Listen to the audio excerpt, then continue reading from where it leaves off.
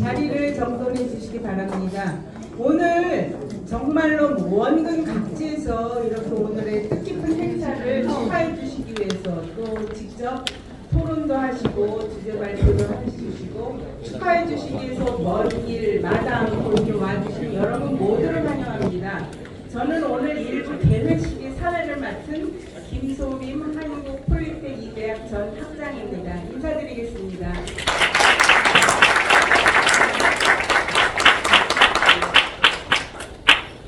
먼저 오늘 행사가 어떻게 진행되는가 설명을 잠깐 드리고 시작을 하도록 하겠습니다. 일부 개회식에 이어서 여러분 모두 함께 자리하실 분들 기념사진 촬영을 하도록 하겠습니다. 2부 순서 주제 발표를 한 후에 10분간 휴식을 취하고 3부 종합 토론 및 질문 시간을 갖도록 하겠습니다. 지금부터 자유통일을 위한 국가 대개조 프로젝트 사회문화예술분과위원회가 주관하고 도시재생 인천 시민포럼이 주최하며 인천광역시 중구청이 후원하는 인천 원도심 역사성 장소성 포럼을 시작하겠습니다. 먼저 박수로 우리 중구청장님 여러분께서 주신 박수에 힘입어 오늘 실수가 많더라도 잘 진행될 거라고 생각이 듭니다. 자, 먼저 국민의례가 있겠습니다. 모두 자리에서 일어서 주십시오. 혹시 몸이 불편하신 분은 제자리에 앉아 계셔도 괜찮겠습니다. 모두 정면에 있는 국기를 향하여 일어서 주시기 바랍니다. 국기가요. 경례.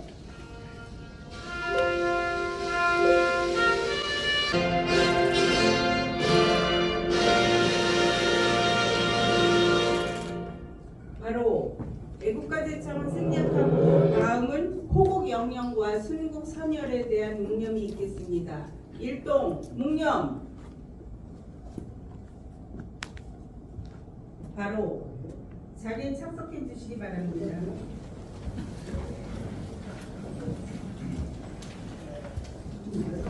자, 이제 사실 제가 많이 떨리는 시간이 됐습니다. 내빈 소개의 시간인데요. 여러분들 지금 조금 어지러우지 않으세요? 저는 약간 어지럽습니다. 그 이유는 인천에 비중 있는 분들 다 이쪽으로 몰리셔서 지금 여기 와 계시기 때문에 약간 기울어져 있는 것 같습니다. 그래서 약간 저는 어지러움을 느끼는데요. 여기 오늘 참석하신 모든 분들이 다 각계 행사나 어디 가시면 전부 인사 소개를 받으실 분들인 걸로 알고 있습니다.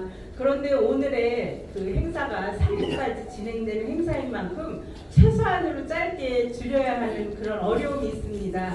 우선 함께하신 모든 분들을 서로 환영하는 의미에서 힘찬 박수를 서로 부탁드립니다. 자, 여러분 모두가 내리십니다. 몇 분 소개해드리겠습니다. 김정원 중구청장님 참석하셨습니다. 윤석열 의장님 오셨습니다. 윤종호 운영총무위원장님 오셨습니다. 반갑습니다. 신동식 중구의회 의원님 오셨습니다. 최은 동구의회 복지환경부시위원장 오셨습니다. 안녕하세요.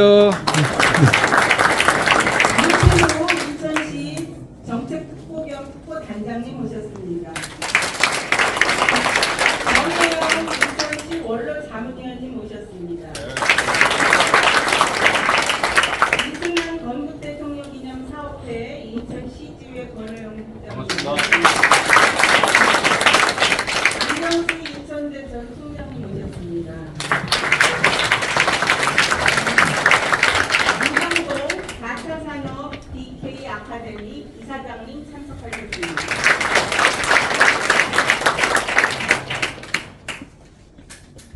김건수 대한노인회 서부지회 노인대학 학장님 오셨습니다.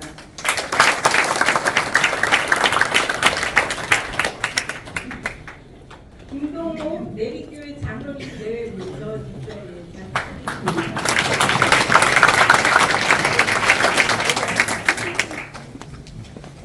박상신 홀프 아동복지회 인천 후원회장님 오셨습니다. 전투 미주평통자문회의 중국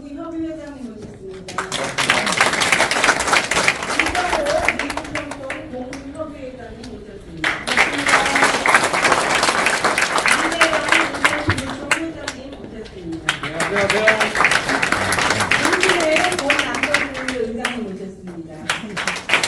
국민의당 원내대표의 전 의장님 모셨습니다. 박한민 성신대 사회복지학과 교수님 모셨습니다. 한기천 동구 원로자문위원 모셨습니다.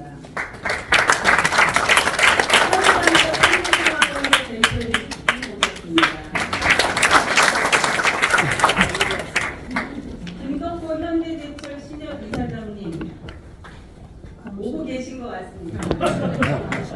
김동식 하우파크 총 지배인님 오셨습니다. 정덕희 사회적 협동조합 동그라미 이사장님 오셨습니다. 김동식 소명공천 원장님 참석하셨습니다. 권정훈 체육회 이사님 오셨습니다.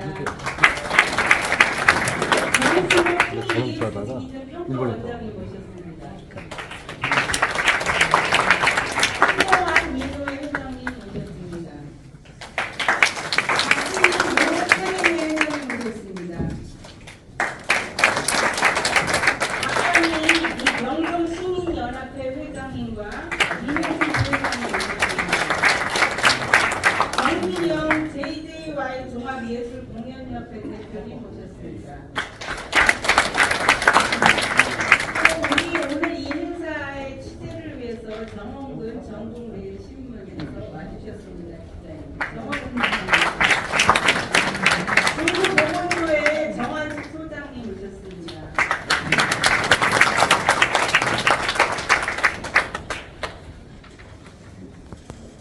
자, 우리가 오늘 이제 원도심 재생 그런 부분에 대해서 토론을 하고 있는데요. 도시 재생을 위해서 각 조합장님이 몇 분 많이 참석하셨습니다.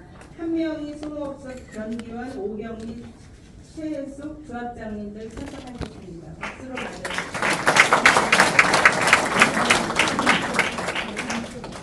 정진영 동영화가 화백님 어디 계세요? 오고 계신가 보네요. 네, 오늘 이제 이 포럼을 위해서 도시재생 인천 지원센터에서 많은 지원을 하셨습니다. 현장에서 발로 뛰는 센터장 몇 분 소개해드리겠습니다. 이은정 동구 금창동 센터장님, 정혜영 미추홀구 비룡공감 2080 센터장님, 김선석 연수구 안골마을 센터장, 이병삼 연수구 삼상마을 센터장님, 윤수영 서구 50년을 돌아온 사람의 길 센터장님, 공병화 남동구 꽃피는 남촌부대 회장님 참석해 주셨습니다. 그리고 오늘 이 순서에 있는 토론회와 주제 발표를 하실 그 분들은 자세한 그분들의 양력과 그것을 소개해드려야 되기 때문에 좌장을 맡으신 우리 민경욱 전 국회의원님께서 소개해 주시는 걸로 하겠습니다.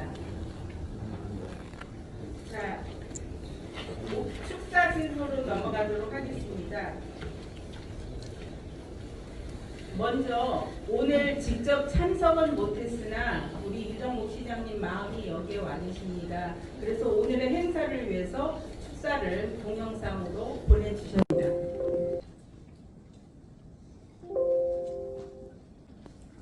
여러분 반갑습니다. 인천시장 유정복입니다. 인천 원도심 포럼 개최를 축하드립니다. 주제 발표에 참여해 주신 유석준 교수님, 또 이일희 인천시 도시재생지원센터장님, 그리고 민경욱 전 국회의원님과 토론 참여자 여러분께 감사 인사를 드립니다. 이번 포럼이 유독 반가운 것은 포럼의 주제가 인천 원도심의 역사성과 장소성을 조명하고 있기 때문입니다. 도시의 미래는 과거와 현재가 기반이 되어야 합니다. 과거와 현재가 공존하지 못하고 옛 것을 새 것으로 바꾸기만 하는 도시는 역사 속에서 잊혀질 것입니다. 우리 인천시에서 야심차게 추진하고 있는 젠포 르네상스 프로젝트는 과거와 현재가 공존하고 미래도시를 꿈꾸는 인천의 비전입니다.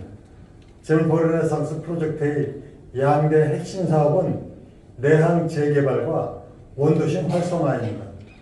우리 인천시에서는 젠포 르네상스 프로젝트로 인천의 원도심을 활성화시켜 나가는 획기적인 정책을 추진해 나가고 있습니다. 모쪼록 이번 포럼이 인천 미래의 한 축을 담당할 원도심 발전과 또 재물포 르네상스 프로젝트 성공을 위한 디딤돌이 되길 바라면서 발전적인 다양한 의견을 도출해 주시기를 기대합니다. 아울러 다음 주부터 진행되는 9.15 인천 상륙작전 기념행사에도 많은 관심을 가져주시고 대한민국을 지켜낸 인천의 위상과 가치를 함께 높여주시길 바랍니다. 다시 한번 포럼 개최를 축하드리면서 함께해 주신 여러분의 건강과 행복을 기원합니다. 감사합니다. 이곳에 나온 두 계신 것 같습니다. 다음은 김정헌 중구청장님 모시고 축사를 듣도록 하겠습니다. 힘찬 박수로 맞아주시기 바랍니다.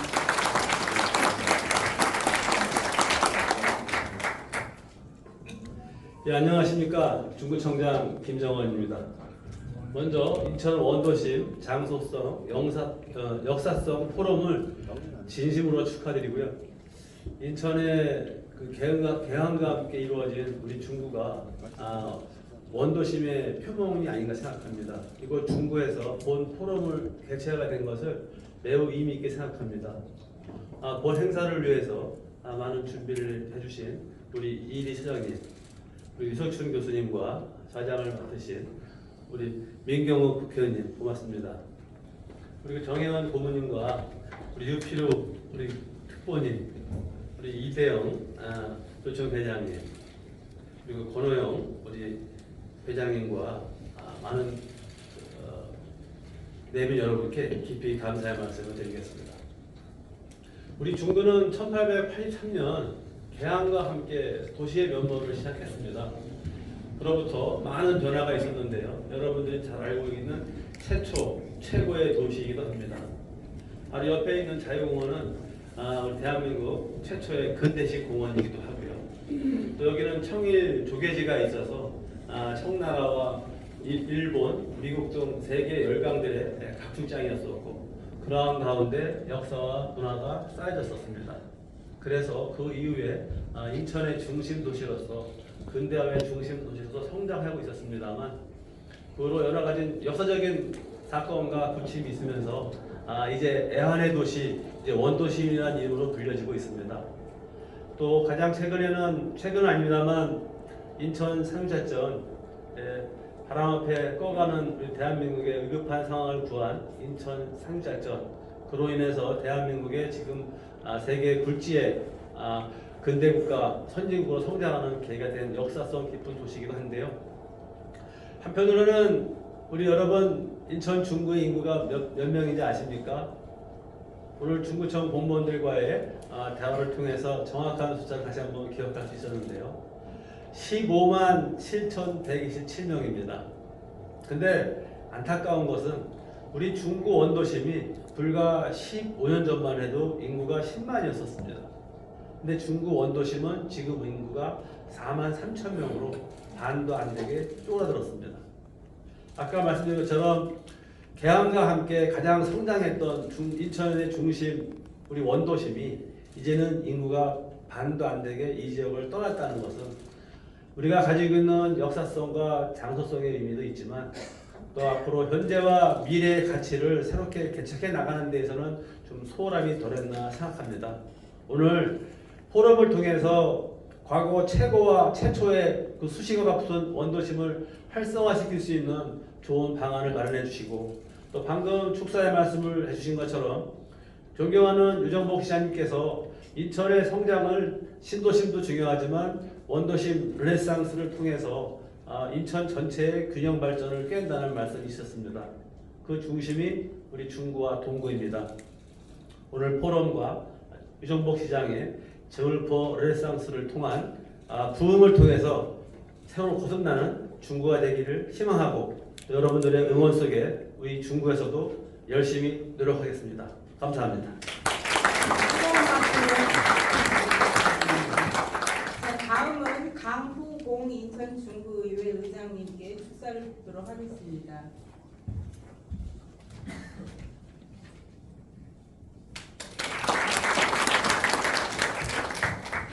안녕하십니까. 중구의장 강호입니다. 먼저 여기 참석해 주신 네 분과 여기 참석해 주신 모든 분들께 진심으로 감사를 드립니다. 재물포 르네상스의 성공과 인천 원도심 도시 재생을 위해 전략을 세우고 앞장서 나아가 방향을 제시하고 있는 도시재생 인천 시민포럼의 주최로 오늘 이곳 중구에서 인천 원도심 역사성 및 장소성에 관한 주제 발표 및 토론회장이 열리게 되어 매우 기쁘게 생각합니다. 귀한 시간을 내어 참석해 주신 여러분을 환영하며 감사의 말씀을 드립니다. 우선 올해 이승만 대통령 기념사업의 추진을 위해 이승만 건국 대통령 인천지회가 출범하였고 오늘 인천과 인연이 깊은 이승만 대통령과 관련된 주제가 발표되어 매우 뜻깊게 생각합니다. 이승만 대통령이 남긴 업적을 되새기는 귀중한 시간이 되시기를 바랍니다. 우리 인천 중구에는 자유공원, 계양장거리, 차이나타운, 내립교회, 월미도, 내양189도 등 깊은 역사성을 지닌 많은 문화 자산이 있습니다. 오늘 포럼에서 인천 중구 원도심 발전을 위해 획기적인 전략이 되시기를 기대해 봅니다. 다시 한번 오늘 포럼에 참석해 주신 모든 분들께 감사를 드리며 도시재생의 현황과 과제 그리고 지식을 공유하며 열띤 토론의 시간이 되시기를 바랍니다. 감사합니다.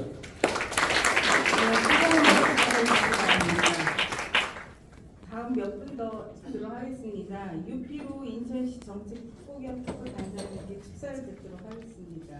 축하의 마음을 짤막하게 다들 전해주실 거라고 믿습니다.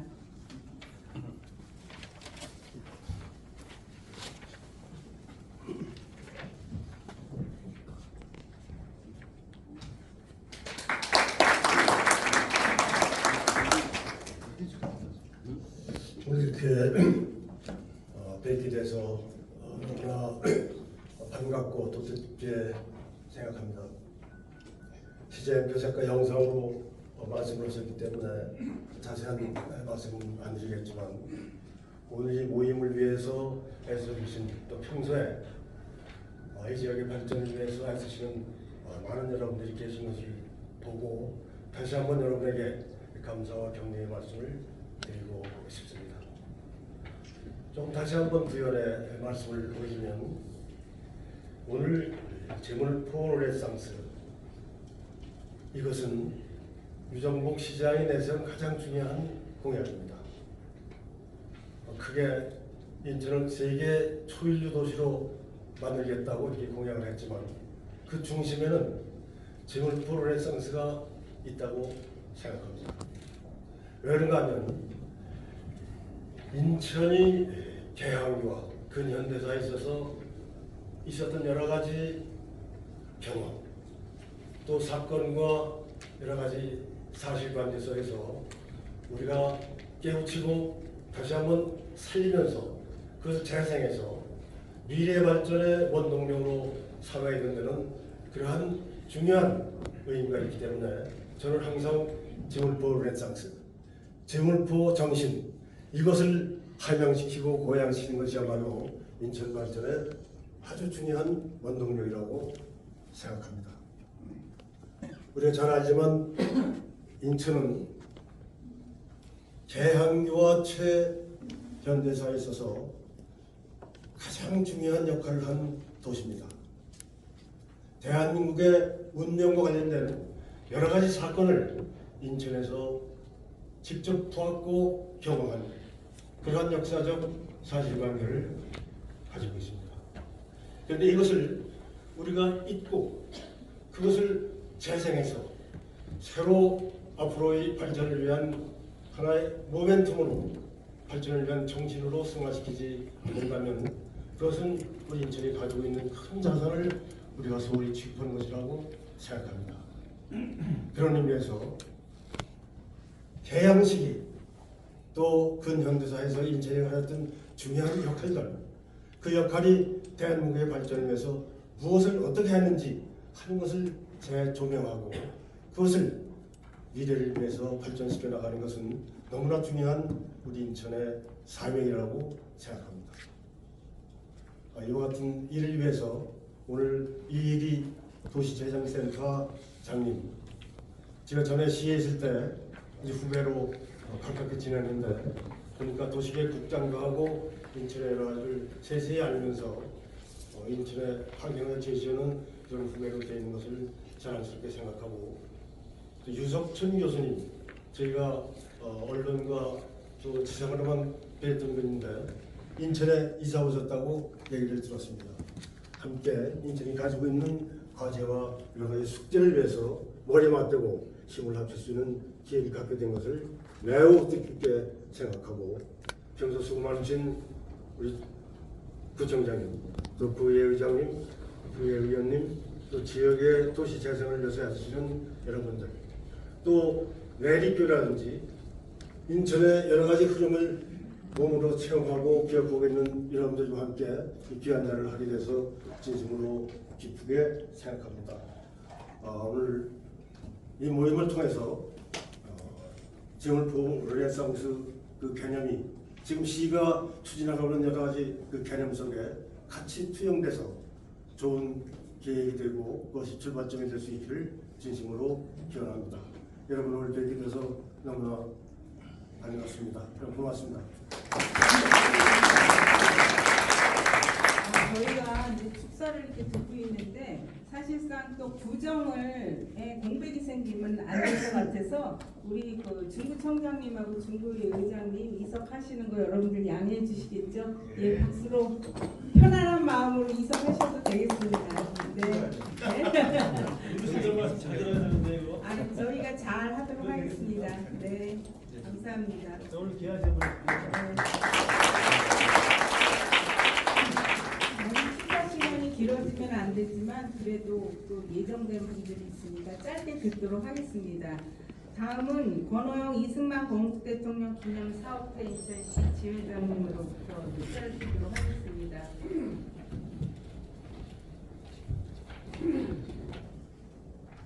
엑기스만 해주시리라 믿습니다. 박수로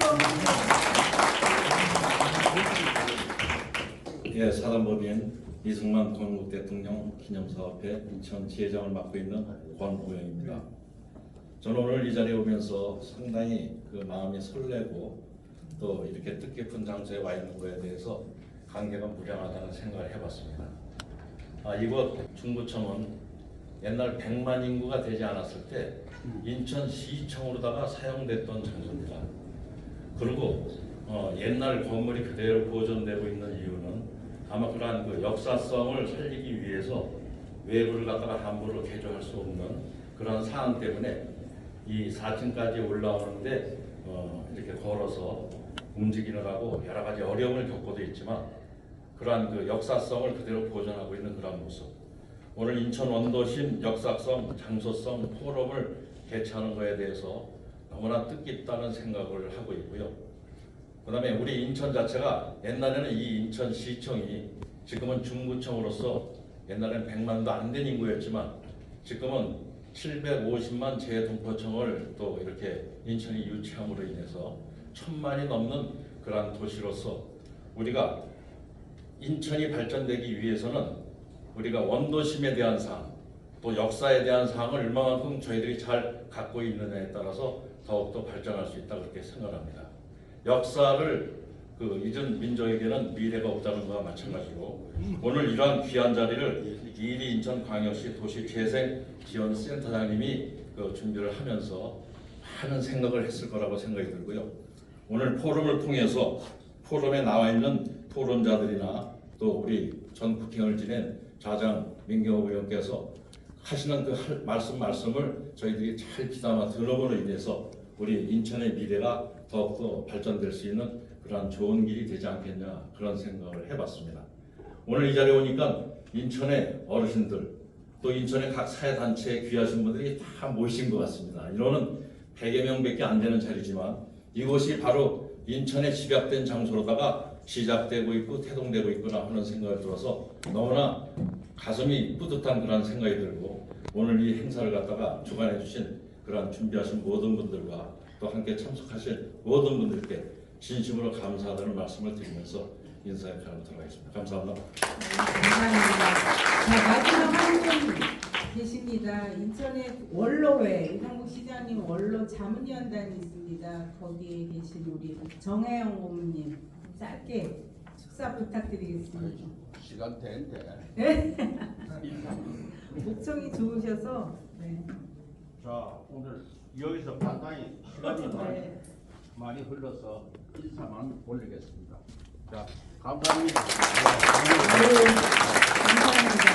그 내비 속에 빠뜨려져 있는 분들이 많이 계실 겁니다. 그래도 넓은 아량으로 이해해 주시고요.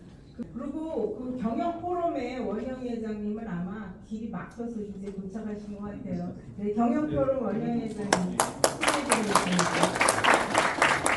네, 지루하셨다면 용서하시고요. 이것으로 1부 개회식을 마치도록 하겠습니다. 2부로 넘어가기 전에 오신 분들 한 자리 여기 계단별로 단계가 있으니 그 사진 촬영을 단체 사진 촬영을 하도록 하겠습니다. 모두 협조를 부탁드리겠습니다.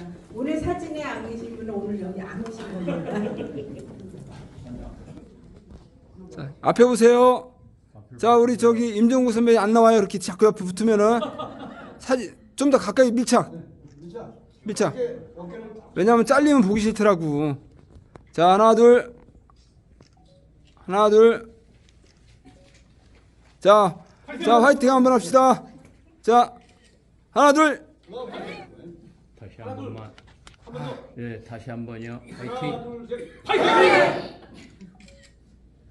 됐습니다. 소금다리 역할을 하고 내려가겠습니다. 그 2부 주제 발표 시간을 갖게 되는 우리 민경훈 국회의원님의 소개를 짧게 하겠습니다. 너무나 대내외적으로 잘 알려주신 분입니다. 신흥초교, 동천중학교, 송도국교, 완전 인천에서 학교를 나오셨습니다. 연세대학교 행정학과 국제학대학원을 졸업하신 인천 토박이로서 KBS 9시 앵커 시절에 정말 그 9시 뉴스를 빛나게 해주신 분입니다. 청와대 대변인, 연수국 지구에서 20대 국회의원을 지내셨습니다. 민경호 의원님을 박수로 맞아주시기 바랍니다. 마이크를 넘기겠습니다. 네, 소개받은 민경욱입니다. 인사 올리겠습니다. 네, 환호는 이따가 발표해 주시는 분들한테 많이 해주시고요. 오늘이 그 평일 오후 시간이 아주 애매한 시간입니다. 월요일인데 이렇게 많은 분들 나와주신 것 정말 감사합니다. 이게 오늘 발표하시는 분들이 참 그 덕을 많이 쌓으신 분들이라고 생각을 하게 됩니다. 2부 순서 이제 훌륭하신 두 분께서 나오셔서 주제 발표를 해주실 텐데요. 주제 발표가 하이라이트죠. 이런 포럼에 있어서 오늘 주제가 르네상스입니다. 르네상스가 부활, 부활, 부흥 이런 뜻이 있죠. 이 역사적으로는 건국 대통령이신 이승만 대통령에 대해서 우리가 지난 몇십 년 동안 너무나 부실했습니다. 그분에 대한 대우도 그렇고 지금 그분의 동상을 최근에 세운 거 말고는 어디 찾아보기 힘든 그런 상황이 됐었고요. 그런데 이승만 건국 대통령은 그 조선 시대에는 왕정과 싸웠고 일제 시대에는 일제 식민 제도에 대항해서 싸웠고 우리 건국을 한 다음에는 6.25 때 이 공산 세력과 싸운 그런 정말 국부로서 우리가 크게 추앙을 해야 할 분입니다. 근데 이분에게 필요한 만큼의 우리 주목이 되지 않았었던 그런 것인데 이번에 이제 부활한다는 뜻이 있고요. 다음에 이제 그게 소프트웨어라면 하드웨어적으로 우리 원도심을 또 어떻게 개발해야 할 것인가 여기에 대한 종합적인 그런 오늘 포럼이 될 것으로 믿습니다. 오늘 처음 발표를 해주실 분은 저 존경하는 유석춘 교수님이십니다. 이승만과 인천을 주제로 발표를 하시겠는데요.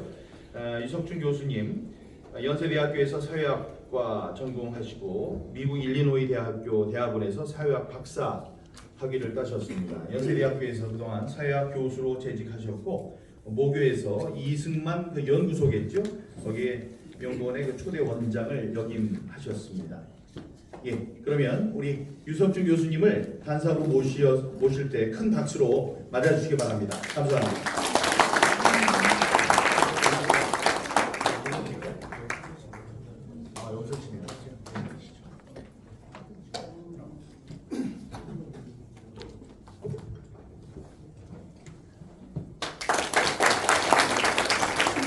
방금 소개받은 유석준입니다. 아시는 분들은 아시겠지만 제가 좀 구설수에 많이 올라서 뭐 여러 가지 사건이 많았습니다. 그런데 이제 세상이 좀 다시 정돈이 되는 것 같습니다. 윤미향이 요새는 굉장히 힘들어하고 있고 제가 좀 살만합니다.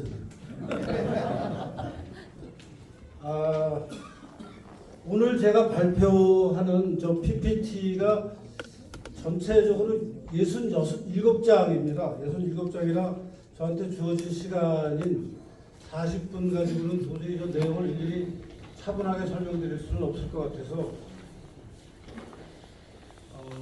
이승만 대통령하고 인천하고 관련이 많은 부분만 좀 골라서 말씀을 드리도록 하겠습니다. 이승만 대통령의 삶을 전체적으로 나눠보면 이분이 아시겠지만 90세까지 사셨습니다. 만 90세까지. 그래서 이분의 삶을 좀 단계를 나눠서 보면요. 이게 좀, 요거는 여러분이 좀 아셔야 될 것 같은데, 처음에 태어나서 21살 때까지는 서당 교육을 받았고요. 그 다음에 이제 서당 교육을 때려치고 배제학당으로 가서 신학문을 공부하는데, 이유는 과거제가 폐지가 돼서 이제 배제학당으로 갔고, 배제학당에 가서 굉장히 열심히 신학문을 배우면서 신문을 많이 만들었습니다. 그리고 신문을 통해서 이제 우리 조선의 여러 가지 문제를 지적하고 또 그 당시에 대중 집회인 만민공동회라는 게 종로거리에서 열렸는데 그 종로거리에서 엄청 인기 연사였습니다. 젊은 나이였지만 그러다가 이제 고종 입헌군주제를 그러니까 우리 조선이 이제 왕조잖아요. 왕조제를 없애고 입헌군주제로 바꾸자 하는 주장을 하면서 고종한테 이제 눈밖에 나서 감옥에 갑니다. 그래서 감옥에 가서 5년 7개월을 감옥 생활을 합니다. 근데 이 감옥 생활이 한편으로는 굉장히 힘든 시절이 있었습니다. 한 7개월 정도는 정말 그 감옥에서 구문을 당해서 막 살점이 찢어지는 그런 고통을 당했었고 그 이후에는 좀 특별 대우를 받으면서 집필에 전념할 수가 있었습니다. 그래서 나중에 활동에 굉장히 도움이 되는 여러 책을 중요한 책을 많이 출판했습니다. 출판할 원고를 마무리를 했습니다. 그리고 나서 감옥에서 나오자마자 이제 루즈벨트를 만나서 한국 독립을 해달라는 말을 하러 미국에 갑니다. 미국에 가서 그 말을 하고 이제 온 김에 미국 유학으로 주저앉아서 또 한 5년, 6년 미국에서 유학을 하고요. 그래서 굉장히 미국의 유명한 대학, 조지 워싱턴 대학, 하버드 대학, 프린스턴 대학에서 학사, 석사, 박사를 하고 이제 귀국을 합니다. 돌아와서 YMCA를 잠깐 하는데요. YMCA를 하다가 우리나라 기독교가 독립운동에 자꾸 관여를 하니까 일제가 105인 사건이라는 걸 일으킵니다. 그래서 기독교 지도자들을 다 감옥에 보냅니다. 감옥에 보낼 때 이승만도 같이 감옥에 갈 것 같, 이제 수사망이 좁혀져 오니까 이승만 본인이나 그 교회 동지들이 미국으로 피신하는 게 좋겠다고 해서 감리교회에서 감리교 연차총회가 미니애폴리스에서 열리는데 거기 대표로 일부러 이승만을 보냅니다. 그래서 이승만이 말하자면 미국으로 도피할 수 있게 해서 이제 도피한 다음에 어디로 가서 어떻게 독립운동을 해야 될까를 고민하다가 루즈벨트를 만나러 갈 때 하와이에 잠깐 들러서 하와이에 우리 교민들이 많이 노동 이민을 온 것을 보고 거기 가면은 나를 도와줄 동포들이 많이 있겠구나 하고 하와이를 그 독립운동의 본거지로 삼게 됩니다. 그래서 하와이에 가서 독립운동을 오랫동안 하다가 이제 1919년에 3.1운동이 벌어지고 3.1운동 이후에 그 여러 군데서 임시정부를 세우고 그게 상해에서 통합된 임시정부가 되면서 이승만을 상해 임시정부의 대통령으로 모시는 결정을 합니다. 그래서 이제 그 상해 임시정부 대통령으로 취임하죠. 그래서 상해에서 한 6개월 정도 실제 일을 합니다. 근데 상해 임시정부라는 게 뭐 여러 가지 열악하고 또 독립운동의 노선을 가지고 공산주의자들과 이승만 대통령이 이제 갈등하게 되고 또 이승만 대통령이 미국에서 그러니까 상해 임시정부의 대통령으로 미국 교포들의 후원을 받는 이승만을 우리 대통령으로 임시정부에서 뽑으면은 미국 교포들이 후원하는 돈을 상해 임시정부가 다 쓸 수 있지 않겠느냐 하는 속셈을 이제 했었는데 임시정부에 있는 독립운동하는 분들이 실제 그 미국 교포들 중에서는 이승만한테 주는 거지 이게 상해 임시정부 자기네들 마음대로 쓰라는 게 아니다라는 얘기들이 나오면서 그 상해에서 돈을 놓고 굉장히 갈등이 심해집니다. 그래서 이제 이승만 대통령은 결국 본인 스스로 때려칩니다. 나 도저히 이거 못하겠다 그러고 고별 교서를 발표하고 6개월 만에 이제 다시 하와이로 돌아갑니다. 물론 그러고 나서 한 4년인가요? 이제 상해에서는 이승만 대통령을 탄핵하기도 하죠. 그래서 하와이로 돌아왔다가 이제 굉장히 오랜 기간 1907번입니다. 저기 7번이고 1921년부터 39년까지 약 18년간 하와이에서 오랫동안 독립운동을 하다가 일본이 2차 대전을 태평양 전쟁을 일본 말로는 대동아 전쟁을 일으킬 것 같다는 생각이 드니까 이승만 대통령이 하와이에서 짐을 싸서 워싱턴 DC로 옮깁니다. 그래서 워싱턴 DC에 가서 일본이 곧 미국을 침략할 거라는 책을 씁니다. 그 책이 근데 일본이 실제 진주만 공격을 펄하버를 1941년 12월에 하는데요. 41년 7월에 책이 나옵니다. 그 책에서 일본이 곧 미국을 공격할 거다라고 썼는데 6개월 후에 실제 일이 벌어집니다. 그러니까 미국 사람들한테 그 책을 쓴 이유는 미국 사람들한테 당신네들이 지금 일본하고 굉장히 사이좋게 지내면서 조화를 하고 있는데 일본의 야심은 지금 미국과 전쟁을 해서 세계를 제패하려고 한다. 독일이랑 손잡고 정신 차려라 하는 얘기를 썼는데 실제 그 일이 벌어져서 이승만 대통령의 주가가 워싱턴에서 굉장히 올라갑니다. 엄청나게.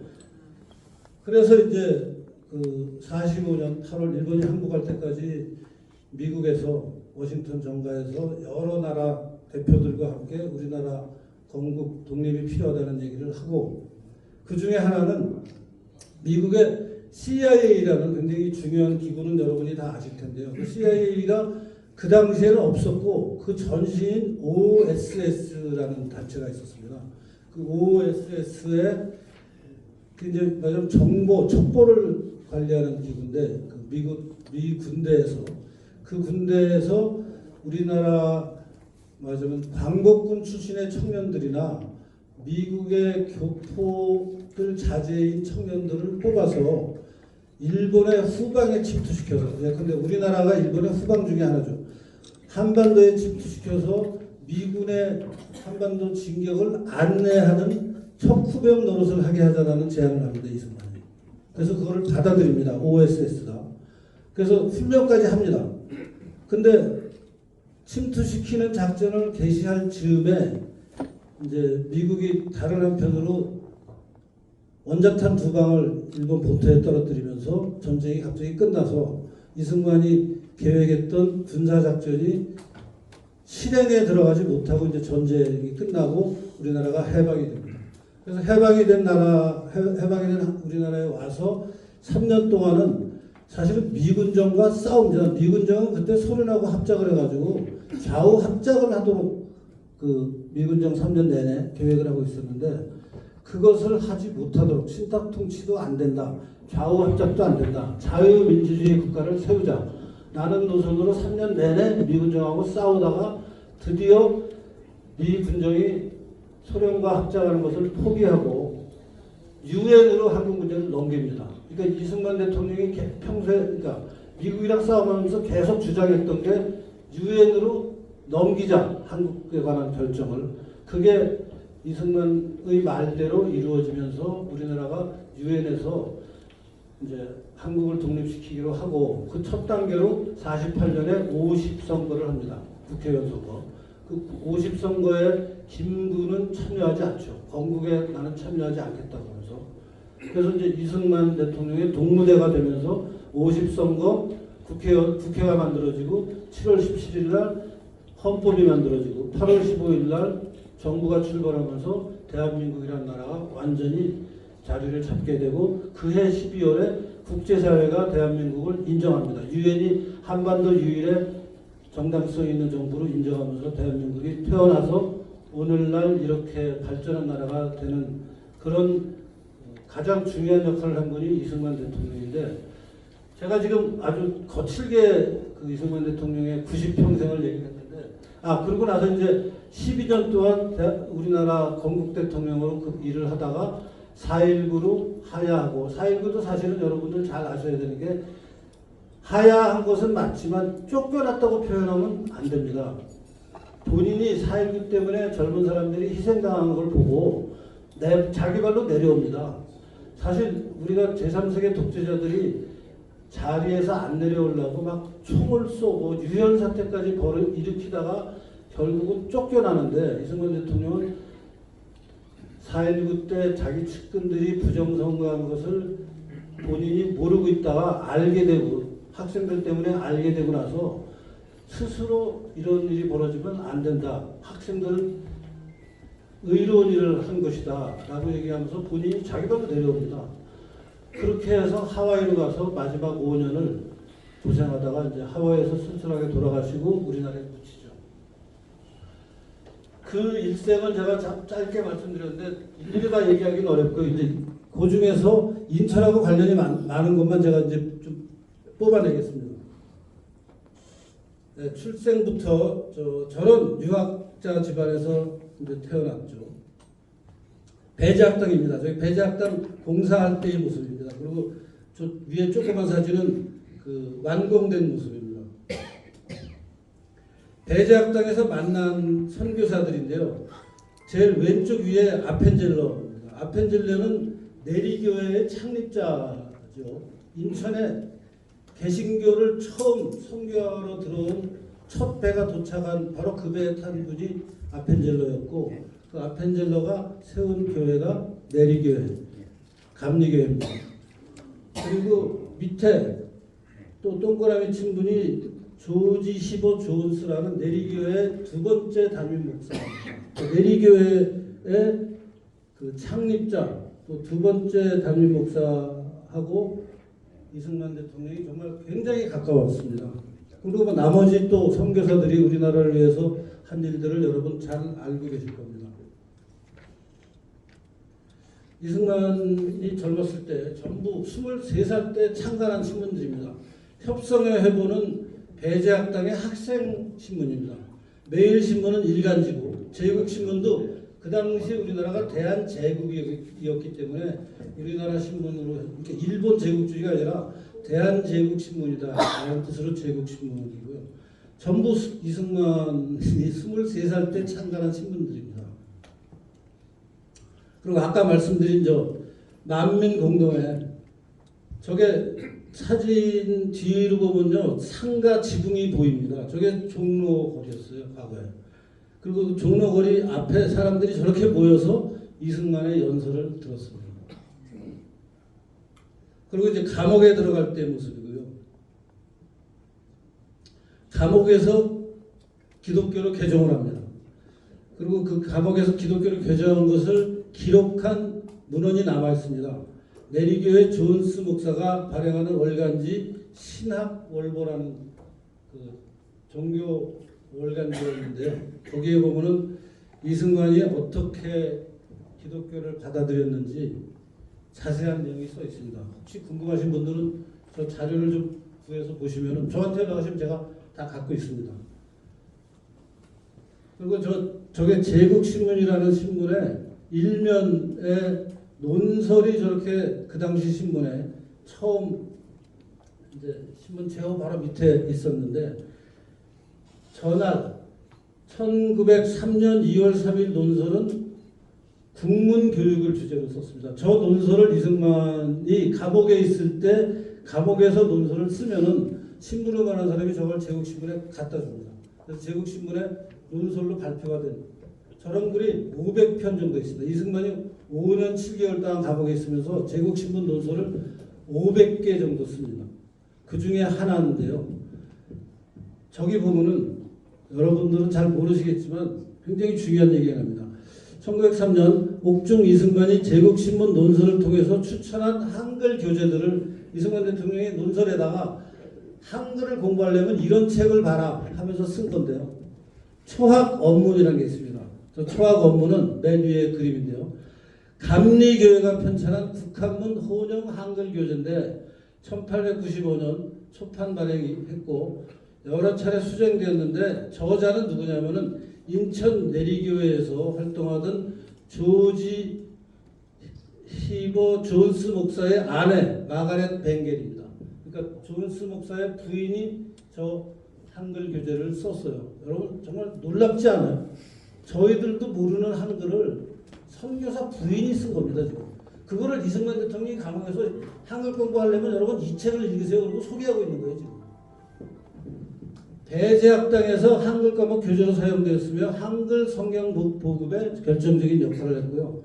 그 밑에 약간 흐릿한 책은 국문 독본이라는 제목인데 저거는 초학 업문을 배우고 나면은 다음 단계 심화 과정에서 공부하는 거고 1902년에 조은시 목사가 지은 거고 최초의 민간 순 한글 국어 읽기 책입니다.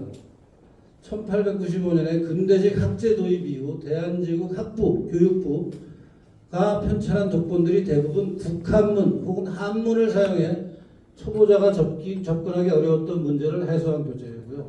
마지막에 이승만이 추천한 또 하나 필독서가 사민 필지라는 책입니다. 저거는 허버트라는 선교사가 쓴 책인데 우리나라 최초의 세계 지리서입니다. 사민의 사민은 양반과 평민, 사민이 필지 모두가 알아야 할 책이라는 제목이고 뜻이고 목차는 1장에는 지구, 2장에는 유럽, 3장에 아시아, 4장에 아메리카, 5장에 아프리카, 6장에 기타 이렇게 구성되어 있는 지리책이 그때 나온 것을 이승만 대통령이 옥중에서 신문에다가 논설을 써서 한글로 공부하는 게 필요하다라고 외치고 있었습니다. 네, 또 옥중에서 청일정기라는 책을 썼는데요. 청일정기도 이제 청나라하고 일본하고 전쟁을 왜 했느냐, 저 전쟁의 의미가 뭐냐 하는 것을 쓴 것이고요. 저것 때문에 저 전쟁 때문에 우리나라가 식민지가 될 거다라고 썼습니다. 이게 이승만 대통령이 쓴 책 중에 제일 중요한 책인데요. 독립정신이라는 책을 썼습니다. 아까 우리 여러분들이 이승만 대통령 얘기를 하면서 개혁, 개방하는 얘기를 했는데요. 이게 바로 그 얘기를 쓴 겁니다. 6가지 주제를 다루는데요. 독립과 자유에 관한 인간의 본성. 인간의 본성이 독립하는 거고 자유를 누리는 거다. 그리고 독립과 자유는 통상이고 문명 개화다. 인천이 지금 통상의 중심지가 된 거 아니에요. 인천이 자유의 중심지입니다. 야만과 개화 그리고 새 유행의 정치체제, 전제정치란 어떤 것이고 대통령제란 어떤 것이고 내각제란 어떤 것이다. 이걸 설명하고 있고요. 폐쇄경제의 운명과 전제정치 해독에 따른 마음의 속박. 폐쇄경제의 운명은 이승만 대통령이 벌써 지금 120년 전에 저런 얘기를 썼는데 북한이 그냥 여실히 보여주고 있잖아요. 지금. 폐쇄경제를 했더니 어떻게 되는지. 전제정치의 해독. 120년 전에 쓴 책인데 지금도 그 의미가 전혀 훼손되지 않고 있는 책입니다. 동아시아 근세사를 통해 온 망국의 정치외교사. 그리고 마지막 이런 모든 것을 해결하려면은 마음이 평화로워야 되는데 그러려면 기독교를 믿어야 된다. 교화를 해야 된다. 그런 얘기입니다. 저기 오른쪽에 보이는 사진이요. 본인이 감옥에서 있을 때 찍은 사진인데 앞에서도 잠깐 보셨던 사진인데 저 사진 모습 그대로 독립정신 LA에서 찍은 독립정신에 저렇게 집어넣습니다. 그리고 뭐라고 썼냐면은 본책 저술할 때 본 저술가 리승만 본 형태 이 책을 쓸 때 이 저자인 리승만의 원래 모습이 저랬다라고 독립정신 미국에서 출판한 한글로 된 독립정신에 저렇게 집어넣습니다. 예, 저렇게 이제 감옥에서 나와서 유학 갈 때 마지막으로 가족들과 찍은 사진입니다.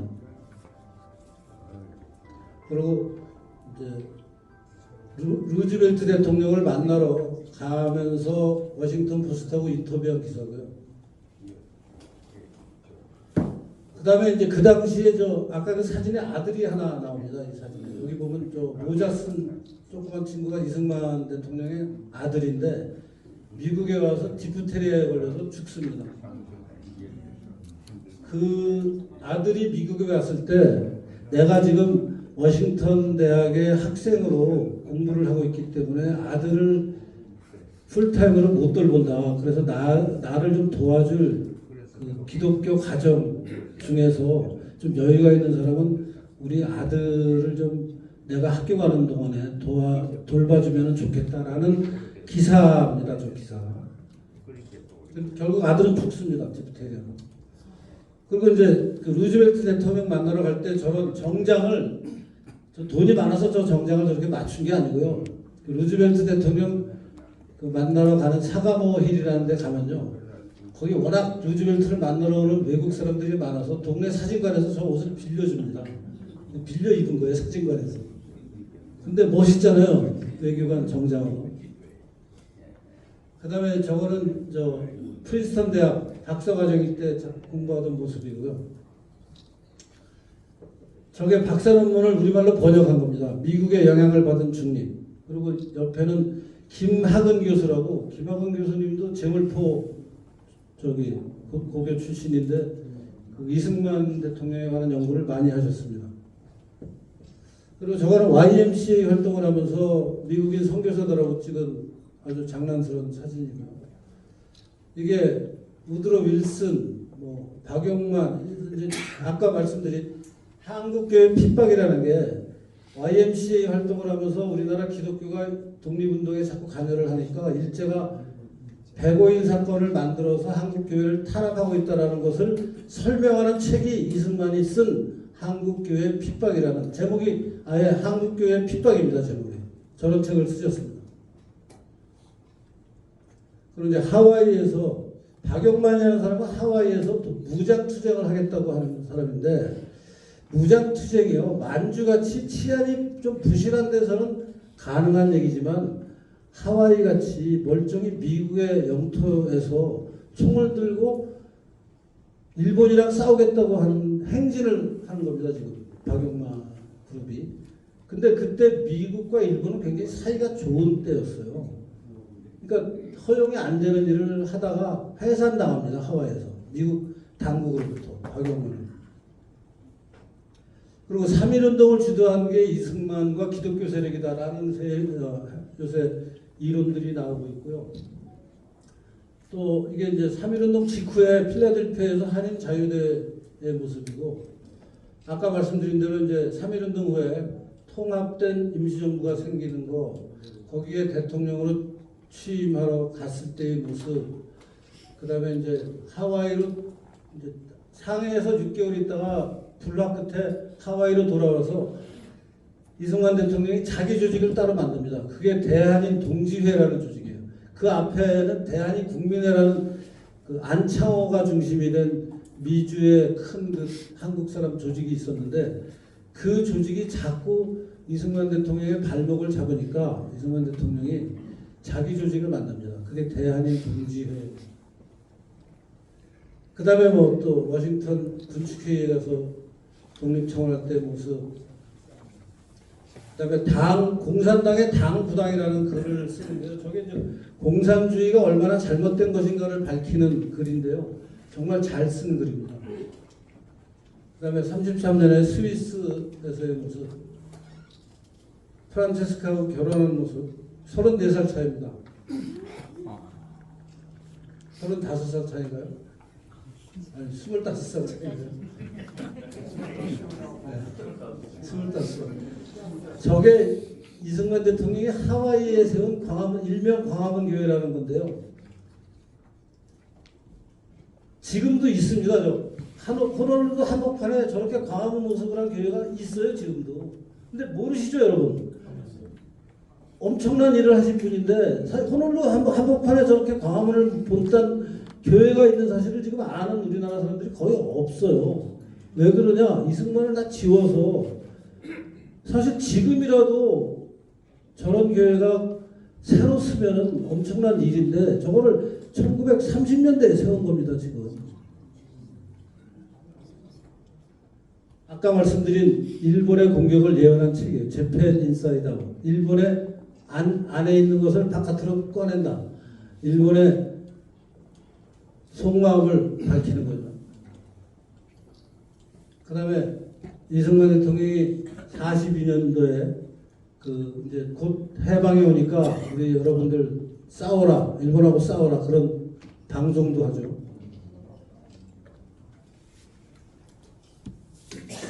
네, 아까 말씀드린 그 OSS 저렇게 우리나라 광복군 출신이나 미국에 있는 젊은 청년들을 활용해서 일본의 배후를 치는 특공대로 청년들을 쓰자. 교육까지 다 시킵니다. 근데 그 당시에 미국 국무부는 소련 간첩들이 우글우글 했습니다. 가장 대표적인 게 저 엘저 히스라는 사람인데 나중에 간첩으로 처벌됩니다. 저 모습이 이승만 대통령이 한국할 때 정장 차림에 사진 신문에 나온 모습입니다. 험프리 보가트 같지 않습니까?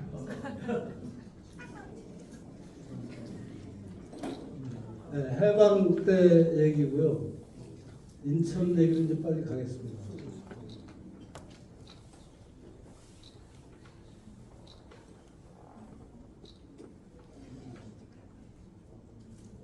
네, 이게 3.15 부정선거에 항의하는 4.19 시위에 스스로 하야한 대통령입니다. 이게 팩트입니다. 근데 마치 우리나라 역사는 이승만 대통령이 하야하기 싫은데 억지로 끌려 내려갔다라고 쓰고 있는데 저렇게 학생들이 병원에서 치료를 받은 현장에 찾아가서 저게 한 말이 있습니다. 부정을 보고 일어서지 않는 백성은 죽은 백성이다.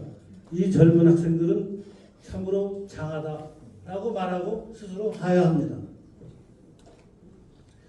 저 인천시청이요. 저기 이 자리입니다. 제가 일부러 저 사진을 찾아서는데요. 저 현재 인천 중구청이 사용하는 1960년 4.19 당시에 인천시청에 진출한 여학생 시위대 리더가 부정선거 다시 하자는 현수막 앞에서 발언하고 있는 저 사진을 제가 인터넷에서 찾았습니다. 바로 이 자리입니다.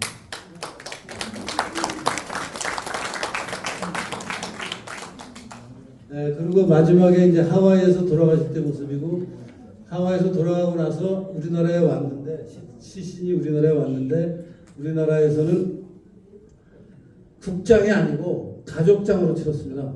가족장으로 치렀지만 추모하는 인파가 저렇게 왼쪽에 보면은 빌딩 옥상에 지금 제비 새끼들 그냥 앉아서 저걸 구경하고 있습니다. 그리고 박정희 대통령이 이승만 대통령 돌아가신 장례식에 올린 조사가 있습니다. 여러분들 잘 모르시는데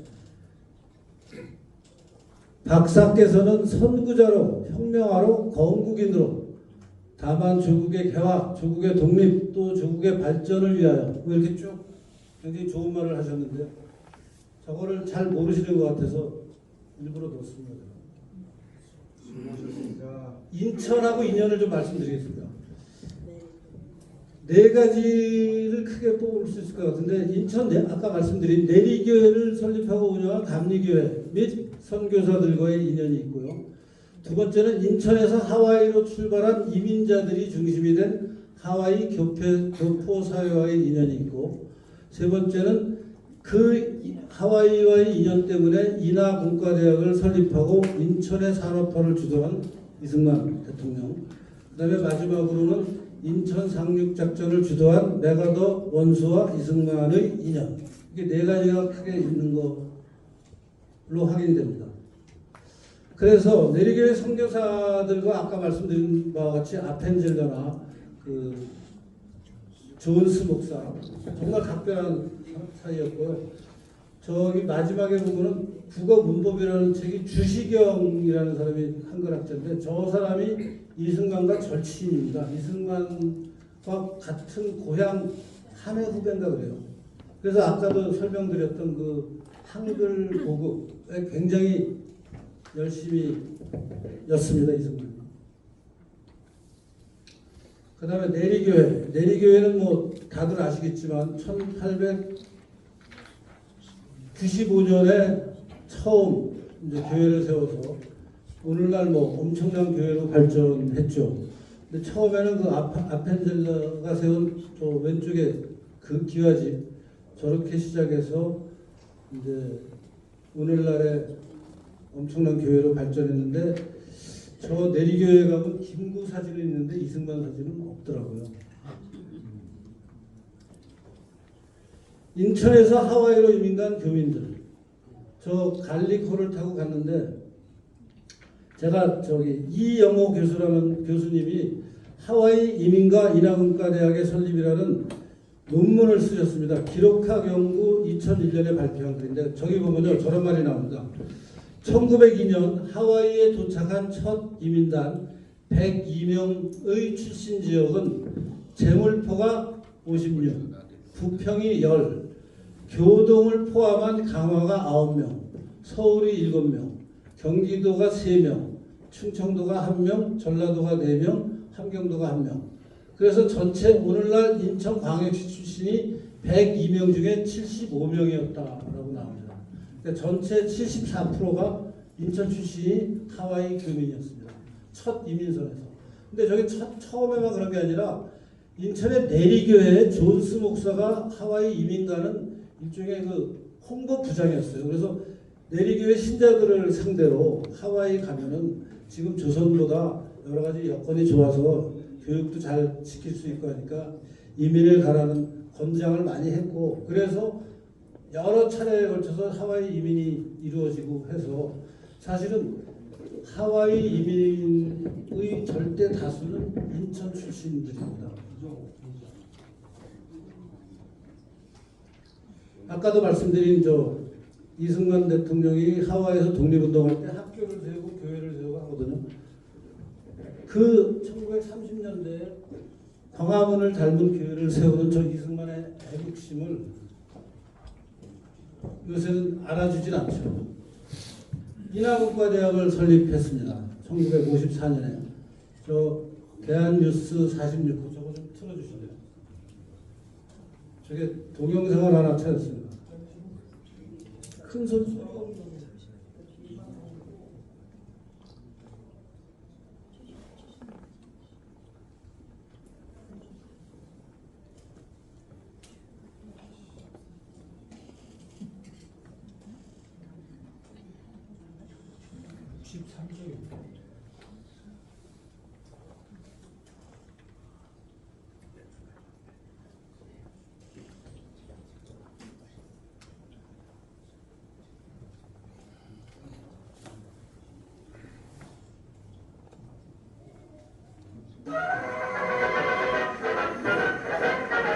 하와이 동포들의 망명 50주년 기념으로 인천에 설립된 이하공과대학이 10월 5일 역사적인 그 배경을 보게 되었습니다. 이날 배경 기념식에서 이 대통령께서는 하와이 망명 시대를 세상하시고 이 공과대학을 앞으로 세계적인 대학으로 만들기 위해서 노력할 것이며 학생들도 우수한 기술을 습득하여 나라에 이바지했다는 행복한 시사의 말씀을 하셨습니다. 네, 짧지만 그 인하공과대학하고 이승만 대통령의 관계를 잘 보여주는 영상인 것 같습니다. 네. 그래서 인하공대가 마치 포항공대가 뭐 경상북도 그러니까 저기 어디입니까 마산, 창원, 울산의 산업화에 인재를 배출한 대학이 됐듯이 인하공대는 사실은 경인 지역의 중공업 지역을 발전시키는데 필요한 인재를 제공하는 대학 노릇을 했습니다. 아시겠지만 뭐 만석동에 있는 인천 판유리 공장이나 남동구 고잔동에 있는 한국화약공장, 또 현대제철의 전신인 대한중공업공사, 저런 공장들이 50년대 우리나라 경제를 이끌던 가장 중요한 공장들이었습니다. 그런데 인하공대에서는 저렇게 아시겠지만 뭐 동상을 끌어내렸고, 가장 최근 뉴스를 보니까 23년 6월 26일 날 인하대의 이승만 동상을 재건하자는 주장에 대해서 인하대 학생들이 왜 남의 학교에 간섭하느냐 하면서 반발한다는 기사가 있는데, 좀 인천 분들이 잘 좀 어떻게 하셔야 되지 않을까 하는 생각이 듭니다.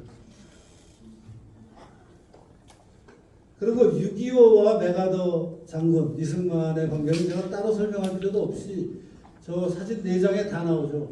낙동강에 몰렸는데 일본에 있는 기지와 부산에 있는 그 해군이 다 합쳐져서 인천으로 와서 월미도에서 상륙작전을 해가지고 서울을 탈환하고 북한까지 올라가는, 이게 인천 상륙작전이니까요.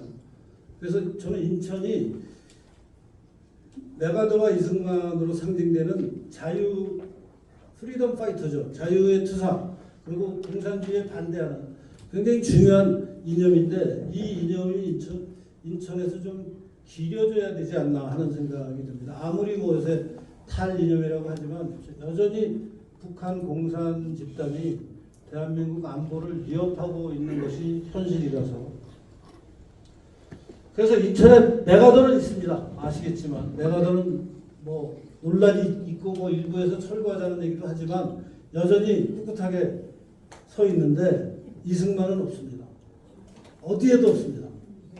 인하대에도 없고 내비교회에도 없고 이민사박물관에도 없고. 네, 이상입니다.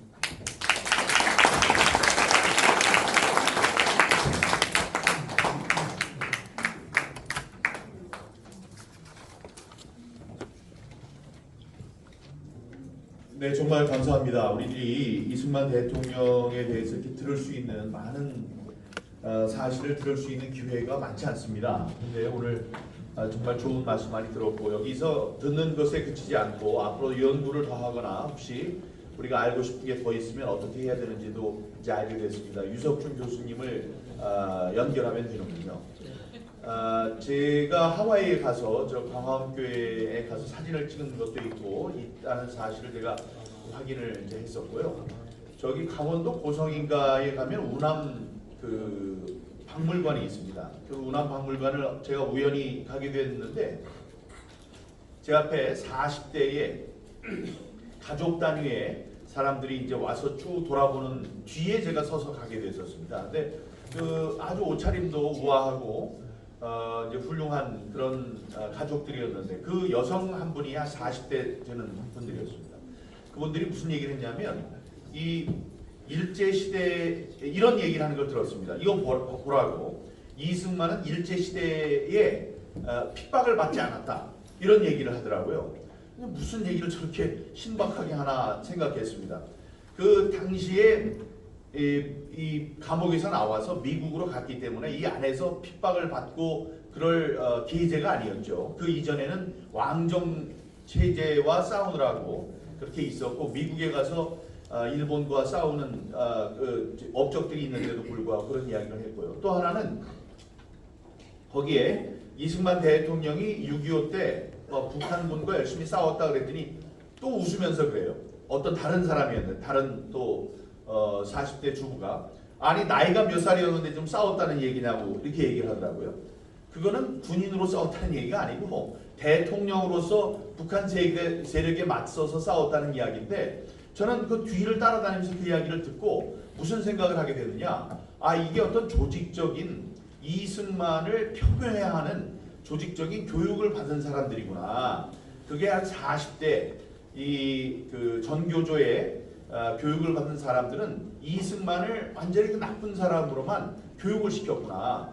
그래서 그 사람이 가면서 자기 아들들, 딸들한테 그런 이야기를 해주니 이거는 바로 잡지 않으면 큰일 나겠다는 생각을 제가 한 적이 있었습니다. 그런데 오늘 유석준 교수님께서 좋은 말씀을 해주셨고 이게 이제 시작이 되겠죠. 이승만도 그 르네상스 시대를 다시 맞아야 된다고 생각합니다. 다시 한번 감사드립니다. 다음은 인천 원도심 역사성 장소성을 실린 도시 재생 전략이라는 주제로 이제 발표를 해주시겠는데요. 이일이 센터장께서 해주시겠습니다. 이일이 센터장님은 인천시에서 정책기획관, 보건복지, 도시계획, 건설교통국장 역임하셨고요. 시의회에서는 사무처장을 또 역임하셨습니다. 이게 제가 석사학위 하는데도 참 힘들었는데 박사학위밖에 얼마나 힘든지 잘 알고 있습니다. 그런데 재직 중에 이렇게 열심히 주경 야독하면서 한양대학교에서 도시대학원에서 도시공학 박사학위도 취득하셨습니다. 여러분 박수로 우리 이일이 센터장님을 맞아주시기 바랍니다.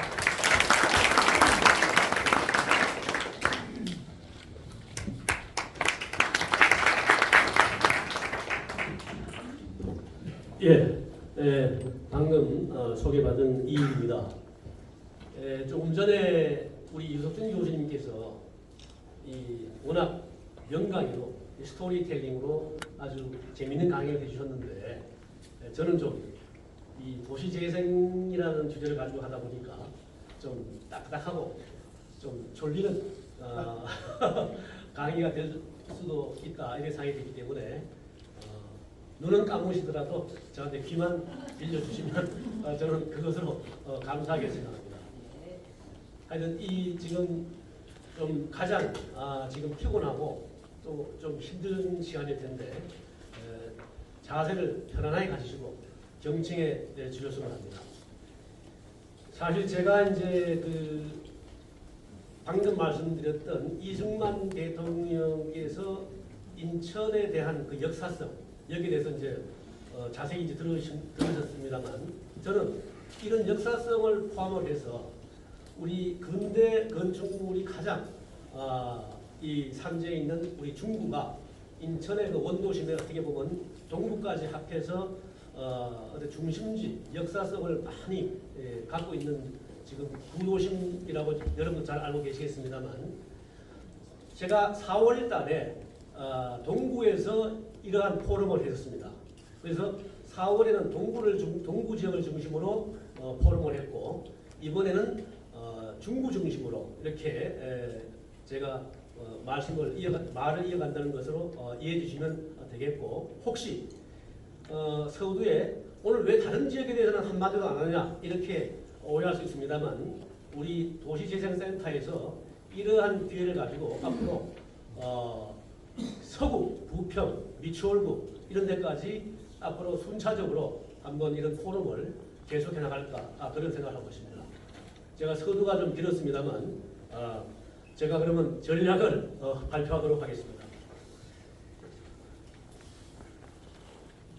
사실 이제 이 얘기를 끌어가기 전에 먼저 우리가 화두로서 지금 이 중동부에 이런 여러 가지 지금 근대 문화유산이 있는데 과연 이러한 근대 문화유산을 미래 세대까지 우리가 진정성을 가지고 물려줄 수 있을까 하는 문제. 두 번째, 그동안에 아까 좀 청장님도 말씀하셨습니다만 구도심에 많이 인구가 지금 절반 이하로 줄어들고 상당히 지금 쇠퇴하는 그러한 상황이 있습니다만 그런 반면에 한 2000년대 이후에 인천의 월미도 차이나타운을 비롯해서 많은 관광객들이 이제 몰려와서 어떤 참 많은 사람이 다니고 있지만 이것이 과연 지역 주민들에게 삶의 질에 어떤 그 개선에 영향을 주었는가 하는 문제 그리고 지금 방금 말씀드린 이러한 주제를 가지고 과연 장기 비전과 통합관리 시스템이 지금 잘 구축되었는가 이런 문제를 가지고 한번 접근을 해보고자 합니다. 그러면 이제 역사성과 장소성이라는 포럼을 가지고 이제 하는데 그 의미를 간략히 말씀드리면은 역사성이라는 것은 여러분 알다시피 이제 시간적인 개념이죠. 시간적인 개념을 중심으로 해서 거기에 이제 딸린 장소성, 지금 건축물 이런 역사 공간을 지금 의미하게 되겠는데 이러한 것이 상호 작용하는 그러한 통섭적 접근으로서 연구하는 그러한 이제 내용이다 이렇게 이해해 주시면 되겠습니다. 그러면 인천의 그 계양장의 역사성을 먼저 살펴보면은 뭐 잘 아시겠습니다만 강화도 조약이 1876년에 이루어졌죠. 그리고 우리 인천이 이제 개항된 지가 140년이 됐습니다. 지금이 2023년도니까. 그래서 그 일제 구한말까지 많은 변화가 있었습니다만 그 당시에 조개지도 많이 이 자유공원을 중심으로 해서 많이 이제 형성이 되어 왔습니다. 그리고 우리 인천이라는 곳이 뭐 제물포 항구가 있다 보니까 이런 세계 열강들의 가축장이 되고 또한 무역 교류도 시작된 그러한 역할도 했다. 이에 따라서 이제 이 아까도 말씀하셨습니다만 내리교회 교인들이 1902년도에 이제 하와이에 이민을 가는 등 이 한국인들이 세계로 진출하는 교도의 역할이 바로 인천에서 시작이 됐다. 이렇게 정의할 수 있고요. 뭐 설명이 필요하지 않습니다만 한국 최초의 여러 가지 역사가 있고 우리 인천 최초에도 지금 제가 열거해 드렸습니다만 제가 뭐 일일이 제가 설명을 안 드리겠습니다. 뭐 화면으로 보시면 되겠지만 아까 인천 내리교회도 이제 얘기가 나왔죠. 그리고 동구의 영화초등학교 뭐 등등해서 한국 최초의 근대식 교육기관이 입지한 역사적인 장소고 그리고 이제 일제 시대 때 이제 뭐 여러 가지 이제 그 일본을 중심 일제의 많은 건물들이 또 들어선 그러한 장소이기도 합니다. 그 다음에 이제 장수성을 살펴보면은 말 그대로 지금은 많이 조개지 이런 여러 가지 과거의 건물들이 사라지고 없습니다만 아직까지는 우리 중동부가 지금 없는 근대 역사 박물관의 가치를 가지고 있고 또 하나 내리 감리교를 비롯해서 한국 최초의 교회라는 기독교의 성지의 역할을 담당을 했고요. 그리고 세계 인천이 국제무역항 문화교류의 장으로서 또 나아가서는 해방 이후에는 마지막까지 인천을 지켜낸 하나의 역사적 보루의 역할을 했다.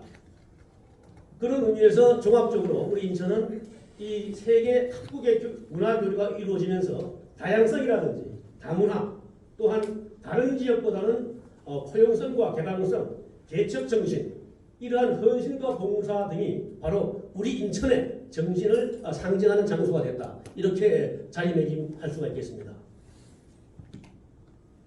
그런데 이제 여러 가지 우리가 한번 되돌아볼 것은 물론 이러한 가운데 이러한 그 근대 문화유산이 제대로 보존이 되고 또 현재 잘 유지되어 있는가에 대해서는 많은 지금 이 의문이 좀 제기가 되고 있죠. 그래서 지금 세 가지 측면에서 제가 한번 설명을 드리고자 합니다. 첫째가 여러분 아시다시피 역사적인 진정성이 과연 지금까지 그대로 유지되고 있느냐. 예를 들어서 우리 개항장 자체가 사실 어떻게 보면 차이나타운이라는 이야기가 차이나타운이라는 장소가 더 많이 알려져 있는 그러한 장소로 왜곡이 되어 있다는 거. 그리고 여러 가지 지금 뭐 다문화 우리가 구한말에 조개지가 많이 지금 없어졌죠. 그래서 유산이 많이 지금 훼손되어 있고 그런 의미에서 이 유무형의 이 가치가 지금 소홀해 온 입장이고 그러다 보니까 이 근대화 과정에 대한 여러 가지 이 문화유산에 대한 그 기록물 보존이라든지 이런 것이 좀 상당히 좀 미흡한 실정에 있다. 이렇게 한번 살펴볼 수가 있겠습니다. 다시 한번 설명을 드리면 2000년대 이후에 우리 국민들이나 이런 분들의 삶의 질이 향상이 되면서 인천을 많이 찾아오는 분들이 많았는데 특히 이제 차이나타운 또 짜장면 발상지로 많이 지금 홍보가 되고 있습니다. 그러니까 그 이면의 가치가 지금 알려지지 않는 거죠. 그리고 지금 뭐 그림에서 보다시피 이 미국, 영국, 독일, 러시아, 프랑스 등 이러한 다양한 국가 간의 교류가 시작된 이 지역의 지금 장군수적 특징을 충분히 아직까지 우리가 대내적으로 부각하지 못하고 있다. 뭐 이렇게 한번 우리가 찾아볼 수 있고요. 옆에 그림들은 이제 한국 최초의 각국 공원들 지금 많이 지금 소멸되고 있습니다. 이에 따라서 이 지나간 조객이라든지 이런 것이 과연 지금까지 어떻게 좀 정신적으로 문화적으로 지금 보호를 하고 또 복원을 할 필요가 있는 그런 필요가 있다. 이렇게 한번 정의할 수가 있겠습니다. 아니, 목이 말라서 물 좀 먹고 하겠습니다. 감사합니다.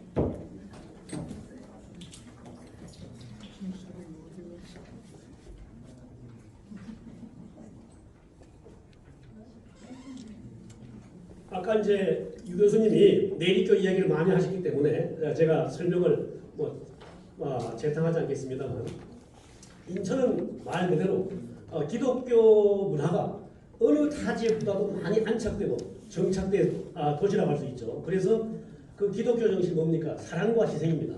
그래서 이러한 정신들이 부각이 돼서 1885년에 아펜젤러가 최초로 이 한국 인천 내리교에서 예배를 했고, 또 뭐 이어서 그 건너편에 답동 성당이 있습니다만 여러 가지 역사, 그리고 성공회, 그리고 병원, 이러한 희생 정신이 지금까지도 살아 있고, 이러한 것들이 이제 교육과 의료 시설 도입까지 하나의 이제 이 뭐랄까 들어서면서 이제 근대화가 우리 인천이 다른 어느 지역보다도 먼저 시작이 됐다.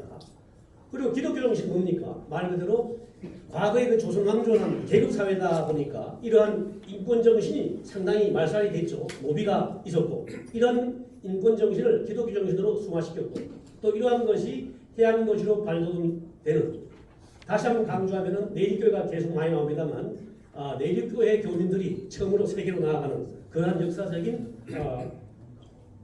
가치가 있다는 거죠. 그리고 또 한 가지는 이러한 여러 가지 역사적인 과정이 사실 전문가가 제대로 보존하지 않고 지금 현재 정책이 추진해왔던 점은 우리가 부인할 수가 없습니다. 예를 들어서 여러분 이제 이 신포동 이런 내리 성공회 밑에 보면은 김구 동상이 지금 보이죠. 김구 동상이 이제 여기가 성공회 밑에 급경사지에 지금 위치해 있습니다. 그런데 사람들이 많이 내리는 중간에 지금 김구 동상 모층까지 이렇게 이제 설치되어 있는데, 저도 현장에 가서 보니까 상당히 좀 더 세밀하고 면밀하게 좀 만들어 설치했으면 어떨까? 과연 이 장소에 설치하는 것이 맞는가? 또한 여기를 이제 설치한 배경은 바다가 보이는 쪽으로 이제 설치했다고 하는데, 사실 지역적으로 여러 가지로 좀 맞지를 않고, 그리고 죄송합니다만 두 분의 얼굴 형상을 제가 자세히 살펴보니까 조금 이렇게 품격 있는 그 모습은 아니더라. 이런 것들이 좀 흠으로 지금 작용되고 있고요. 그리고 여기 있죠. 여기가 이제 김구 선생께서 여기서 이제 감리서지라는 데서 노역을 하는 장면인데, 여기 낫들고 뭐 삽들고 도끼들고 하는 이 장면들이 과연 뭘 상징하는 것일까 하는 그런 것도 한번 우리가 한번 되물어볼 수 있다, 이렇게 한번 생각을 해봅니다. 제가 뭐 이 자리에서 그 공산주의다, 자유민주주의다 이런 것을 이렇게 설명하기보다는 한번 느껴보시면 되겠죠. 그래서 또 신포시, 여기서부터 한 100m 내려가면 또 신포시장 그 사거리에 또 김구동상이 또 있습니다. 가보셨죠? 근데 아까 우리 이석준 교수님 말씀하셨지만 참 이승만 동상은 하나도 없다. 뭐 이렇게 한번 제가 한번 다시 한번 강조를 드리고, 또 하나 지금 개항장을 중심으로 해서 내양 7, 8부두가 지금 르네상스 르네상스 개발의 시발지가 되고 있죠. 그런데 저도 좀 이 자리에서 죄송스럽게 생각하는 것은, 제가 시청에서 근무할 때 도시국장도 하고 도시계획과장도 한 6년 했습니다만, 그 당시만 해도 20, 30년 전만 해도 각종 규제가 사실 더 먼저였죠. 그러다 보니까 이 근대 건축물을 좀 죄송합니다. 이 보존하는 데 급급하다 보니까 그 인근에 사는 지역 주민들이 각종 건축 규제, 고도 제한 이런 것 때문에 사실 많은 경제적으로 어려움을 겪은 것은 또 사실입니다. 또한 여기가 지금 뭐 이렇게 관광 특구로도 좀 지정이 되어 있습니다만, 월비도를 중심으로 해서 그러한 관광 정책이 과연 이 지역의 일자리가 늘어나고 지역 활성화로 이어졌는가 하는 문제는 한번 인구가 절반으로 감소됐다는 거에 비해서 한번 반성을 해볼 필요가 있고요. 그리고 아까 그림에서 보다시피 이 지역이 자유공원 밑으로 상당한 정사지가 많습니다. 그러다 보니까 재해 안전 대책에도 상당히 지금 미흡한 실정이 있고, 또한 인구가 줄어들다 보니까 과연 우리 구도심이 저출산 고령화 사회, 또 나아가서 디지털 전환 시대 지금 제대로 대응하고 있는가 하는 이러한 것들을 중심으로 해서 도시 재생 사업이라고 하는 것이 건물과 이런 건축만 새로 만드는 그런 물리적인 요소만 얘기할 것이 아니라 앞으로는 사회적, 경제적, 문화적인 측면까지 고려가 돼야 된다. 그렇게 한번 제가 강조하고 싶습니다. 여기 이제 그리고 뭐 이 자유공원을 중심으로 해서 우리 이 지역은 사실에 인천 전통의 명문학교들이 많이 들어섰습니다. 제물포도학교, 일여고, 인성여고, 뭐 송월초등학교 학교가 많이 산재해 있는데 과연 이 학교들이 뭐 죄송합니다만 제물포도학교는 지금 송도로 뭐 이전하는 여러 가지 과거에 얘기가 나왔습니다만 이전하는 것이 문제가 아니고 이 지역을 학교 문화특구로 만들어 가지고 앞으로 이 구도심을 활성화시키는 문제, 이런 문제가 더 중요하지 않느냐, 저는 이렇게 한번 제안을 해보고 싶고요. 지금 뭐 동인천 역세권도 지금 뭐 개발을 한 20여 년간 지금 사실 올수된 상태에 있는데 지금 다시 기지개를 펴고 있습니다만 이러한 지역 중심으로 해서 도시 재생과 공간 혁신이 지금 시급하고 빨리 추진돼야 될 그 시점이 있다. 이렇게 제가 강조를 드리고 싶습니다. 또 한 가지 앞에 두 가지를 이제 정리하는 건데 이 여러분 뭐 유네스코 유산 관리 뭐 유산으로 등재가 됐다 안 됐다 이런 걸 신문지상에서 많이 볼 겁니다. 그런데 우리 근대 문화 이런 역사 장소성을 우리가 관리하는 입장에서 이것이 이 유네스코 유산 관리 기준에 맞느냐 안 맞느냐 여기에 대해서는 지금 상당히 지금 개선돼야 될 점이 있고, 또 여러 가지 통합적인 시스템 여러 가지 마련이 안 돼 있고, 또한 통합행정관리도 지금 잘 안 돼 있고, 또한 이러한 근대 역사 문화의 장기 비전이 지금 제대로 수립되지 않고 있다. 따라서 이 지역을 중심으로 해서 보호 대상 지구나 완충 지구 또는 주변 지역 간의 균형을 이루고 연계성을 갖는 정책 추진. 다시 말씀드려서 규제와 보존만이 능사가 아니고 이거는 현재 살아가고 있는 지역 주민들의 생활 요건도 다시 고려해서 동시개발이 이루어진다. 동시개발이라는 것은 이 근대문화유산을 보존하는 걸 원칙으로 하지만 개발도 병행해 나가야 된다. 그런 것이 제가 오늘 핵심적으로 말씀드리는 내용이 되겠습니다. 여기서 제가 약간 좀 어려운 얘기가 될 수 있습니다만, 좀 전에 말씀드린 그 근대 문화유산 원칙인데, 이거 여기 이코모스라고 하는 근대 기념물 및 유적 협의회라고 있습니다. 이게 유네스코 산하 자문기구가 되는데요. 이 자문기구에 여기 보면 이제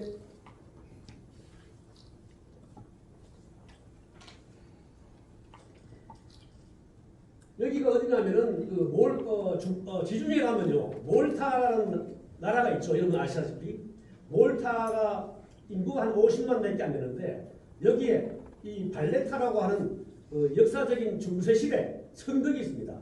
성벽이 있는데 이 성벽 전체를 여기 보시면은 2011년도에 이 발레타 원칙이라는 것을 제정을 했는데 132개국이 참여했습니다. 뭘 했느냐?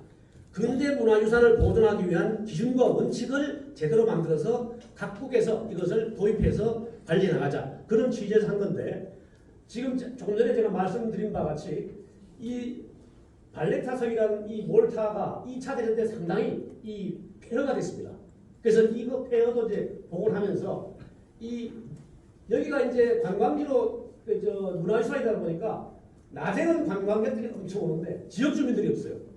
그러다 보니까 지역 주민들이 살아갈 수 있는 경제적 여건이 안 되다 보니까 다른 지역으로 계속 이주를 해갑니다. 그래서 여기 보시면 이제 빈집 이런 문제가 이제 심각해지게 되죠. 그래서 2008년도에 이제 정부에서 이런 것에 대한 적극적인 도시 정비에 나서게 됩니다. 다시 말씀드려서 보존만 원칙이 아니라 개발 근대적 식으로 같이 개발해서 동시에 현재 살고 있는 주민들까지도 지역 주민들까지도 고려하는 이제 그러한 내용이 되겠는데요. 여기 보시면은 이제 그 뭡니까 이 도시 관리 장기 비전 계획이라는 것을 이제 수립하게 됩니다. 뭐 여기 이런 내용들은 제가 뭐 자세한 내용은 제가 설명을 드리지 않겠습니다만 이건 참고로 이제 봐주시면 되겠고요. 그래서 이 발레타라고 하는 중세 시대 성벽을 이런 식으로 이제 개발을 해나간 거죠. 여기가 성벽인데 이런 데는 근대식 개념을 도입을 해서 광장도 만들고 또한 여기도 이제 먹거리, 볼거리, 놀거리를 같이 이제 만들어서 상호 조화를 이루는 그러한 이제 개발하는 거죠. 그래서 여기 이제 그 원형 분수로 광장도 만들고 또 여기 보면 교통 체계도 개선을 해서 이 보행자 중심 도시로 또 나가고 또 여기 보면 요새 엘리베이터를 만들어 가지고 엘리베이터를 설치해서 이 성벽 안으로 이렇게 관광적인 기능적인 역할을 해나가고 또는 뭐 대외 야외 공연장으로도 재활용하고 또 여기는 이제 그 국회의사당이 여기 밑에다가 좀 개방감을 주는 피로티 구조로 만들어서 여기서 이제 이 야간 조명도 하는 그러한 복합적인 기능의 도시 재생을 한 그런 사례가 되겠습니다. 많은 이러한 것들이 우리 인천 중동부 구도심에 어떻게 적용할 것인가는 우리가 이제 하나의 과제가 되겠죠. 그리고 이제 더 나아가서 설명을 더 드리면 이것이 이제 그겁니다. 이 발레타라고 하는 이 바다가 있다 보니까 바다로 가는 중앙로 이런 거를 쫙 이렇게 만들었죠. 중심축을 만들어 가지고 여기에 이제 많은 뭐 숙박, 레스토랑, 오피스텔 이런 것들이 빈집 개선을 통해서 이제 들어오게 되는 거죠. 그리고 여기가 이제 전통시장입니다. 전통시장을 얼마나 이게 높게 이게 개방감 있게 만들어 가지고 여기에 뭡니까? 에스컬레이터도 설치해서 상당히 최첨단 기능으로 개축을 해서 이렇게 많은 관광객들도 찾아오는 또 지역 주민들도 찾아오는 그런 이제 지역으로 변모가 됐고 여기도 마찬가지죠. 여기도 하나 이제 저 꼭대기는 놀이 유흥시설, 2층은 먹는데 1층은 판매시설, 지하는 저장고식으로 해서 복합 기능에 하는 어떤 건물을 지어서 활용하고 있다. 이렇게 제가 설명을 드릴 수 있겠습니다. 그래서 지금까지 말씀드렸던 이 발레타 원칙이라 하는 것이 전 세계 132개국이 지금 적용하고 있는데 우리 인천 이 고도심도 이러한 원칙을 제가 일일이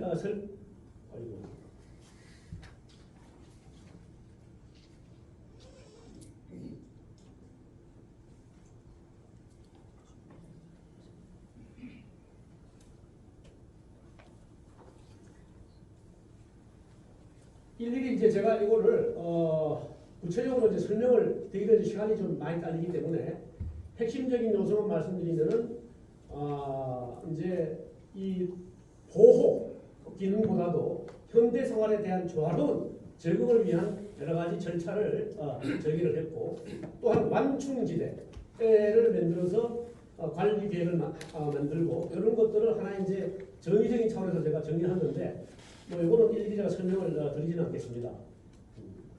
혹시 이런 자료가 필요한 분들은 제가 나중에 제가 별도로 자료를 드리도록 하겠습니다. 이제 이거죠.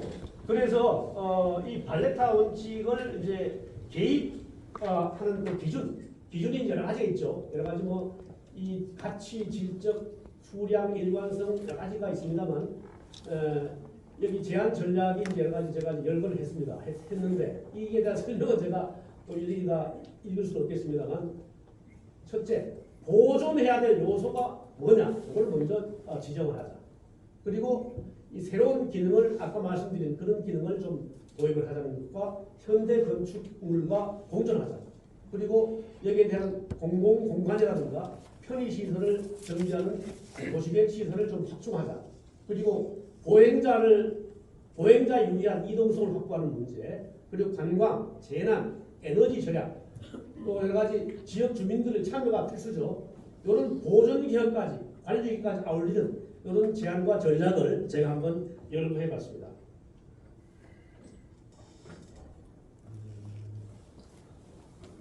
그런데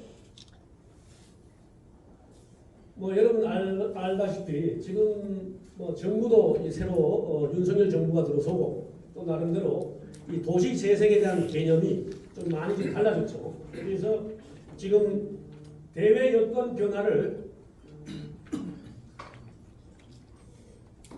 잠깐 살펴보면은 이 과거에는 이 전면 철거 이런 것이 안 됐어요. 그런데 지금은 재개발 재건축 사업까지 하나의 이 도시 재생 업무에 포함되는 그런 영역으로 확대가 됐고, 또한 이러한 이 여러 가지 지역 주도 도시 재생 여러 가지 있습니다만, 지금은 하나의 그 도시 재생이 중앙 정부부터 시와 군구, 마을, 주민까지 있는 네트워크라든지 공유 플랫폼이 조성이 돼서 이러한 도시 재생이 교육 자료 디지털화도 달성을 하고 또 도시 재생 기업, 마을 기업까지 확대를 해서 누구나 참여할 수 있는 여러 가지 이제 이 환경이 구축되면서 도시 재생 전문가도 우리 재생센터에서 지금 교육을 하고 있습니다만, 이러한 것들이 아울리는 여러 가지 측면에 지금 많은 변화가 지금 이루어지고 있다는 말씀을 드립니다. 그래서 지금까지 말씀드렸던 여러 가지 내용을 가지고 하나의 우리 인천 원도심을 어떻게 살릴 것인가 하는 것을 네 가지 측면에서 제가 한번 제안을 해보자 합니다. 뭐 제목은 제가 일일이 나열하지 않고 방문에 가서 제가 말씀을 드리도록 하겠습니다. 첫째, 여러분 제일 지금 관심이 많은 지역이 지금 동인천역에서 자유공원 이론, 이 부분을 어떻게 제대로 도시 재생 사업을 해나가야 된다 하는 문제죠. 그래서 이 여기 보시면은 지금 그 역세권을 이제는 광역적으로 지금 효율적으로 토지 이용을 도모하자는 그런 이제 그 내용이 지금 현재 확산되고 있고, 그리고 우리가 개항장을 지금 중심으로 하는 앞에서 일궈있던 인천 다문화 특화지구를 만들 필요가 있지 않느냐. 그리고 지금 그 자유공원 경사진면 이런 노후건축물을 어떻게 정비해서 재난 대응을 해나갈 것이냐. 나아가서 저출산 고령화 사회 여기에 대한 공간 정치를 어떻게 해나갈 것인가 하는 문제를 가지고 하나의 테마로서 이 지금 그 재물포 소프트웨어 인공지능 교육지구를 지정해보자. 아까 말씀드렸죠. 여기 지금 전통 학교들이 많지 않습니까? 그리고 지금 뭐 재외 동포청도 됐습니다만 정제 자유구역에만 여기 매달리지 말고 이런 지역도 잘 바꿔서 디지털화 시켜서 외국인 학생들도 와서 여기서 교육을 와서 받는 그런 장소로 한번 자리매김하자. 뭐 그런 내용. 그리고 여러 가지 지금 시도를 하고 있습니다만 이 경제자유도 중요하지만 이 개항장을 중심으로 한 외국인 비즈니스 스쿨을 만들어서 무역 스타트업도 유치해보자. 뭐 이런 등등인데 여기 이제 이 사실은 지금 인구가 급속히 지금 줄어들기 때문에 인구 감소에 대한 적극적 대응이 지금 상당히 필요한 시점이 있습니다. 그리고 개발 방식도 이제는 정부에서 돈을 지원받아서 개발하는 시대는 지났다. 다시 말씀드려서 주민과 전문가 협의체를 구성을 해서 다양한 도시재생 방식을 검토를 하되 여기에 물론 도시공사라든지 LH 등의 협력도 중요하고 또 지구 단위 계획도 수립하고 하는 것도 중요합니다만 이러한 것들도 앞으로 국토부에서는 뭘 하냐면은 민간 참여를 많이 지금 도입하기 위해서 작년 말부터 혁신안을 지금 검토해서 지금 말 그대로 화이트 존이라고 하는 것이 뭐냐, 도시혁신구역과 복합용도구역과 도시계획시설 입체복합구역으로 이게 세 개로 크게 나눠가지고 뭔가 복합 기능을 가는 융복합 디지털 이러한 시설을 만들어보자는 그런 차원에서 이러한 도시재생 사업이 돼야 된다는 그런 개발 방식을 이제 제안하고자 합니다. 그러면 이제 다시 한번 이제 말씀을 드리면은 금년도에 중앙정부에서 하고 있는 그 지역 특화 재생이라는 사업이 있습니다.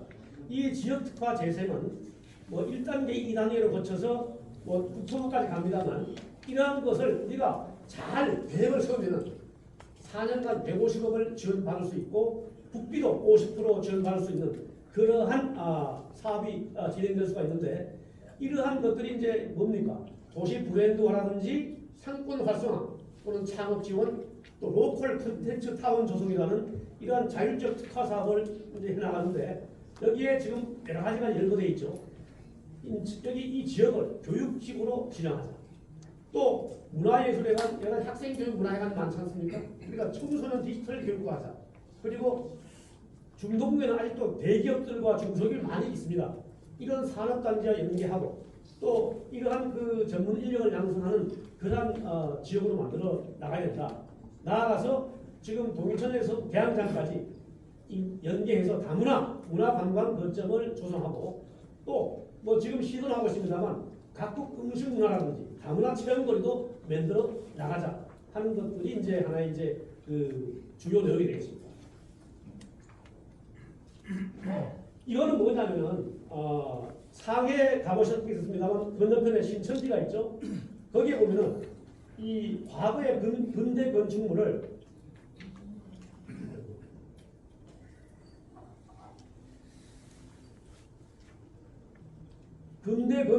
그대로 다시 복원을 했습니다. 복원용으로 재개발해가지고 1층하고 이렇게 다양하게 현대화시켜서 좀 재개발한 그러한 모습이 되겠습니다. 여기는 뭐냐면은 여기는 차이나타운 중국인들이 사는 마을이죠. 여기는 하나의 그 뭡니까? 완충 지역을 공원화시켜서 건너편에 고층 건물을 지어서 조화 있게 개발한 그러한 사례가 되죠. 그리고 싱가포르 가보시는 분들도 알겠습니다만 저도 가봤습니다. 건너편에 차이나타운이 쭉 연결되어 있고 또 여기는 또 하나의 큰 근대식 건물이 들어서 서로 상호 조화를 이루면서 발전하고 있고 뭐 이태원 뭐 여러 가지 뭐 참사도 있습니다만 이 정리단길에 가보면 여기에 이제 세계 음식이 즐비하게 지금 들어서 있다.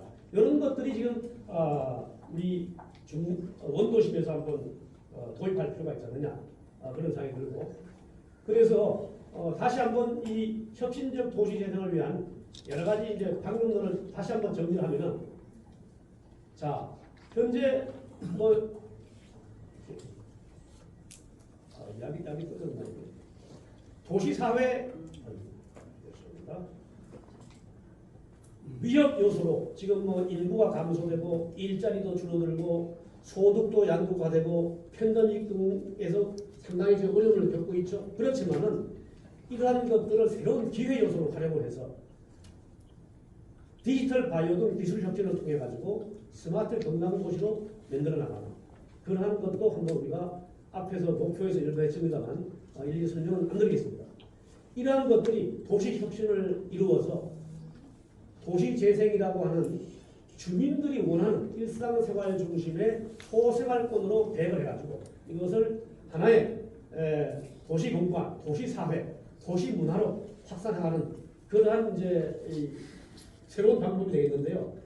지금 세계에서 있지 않습니까?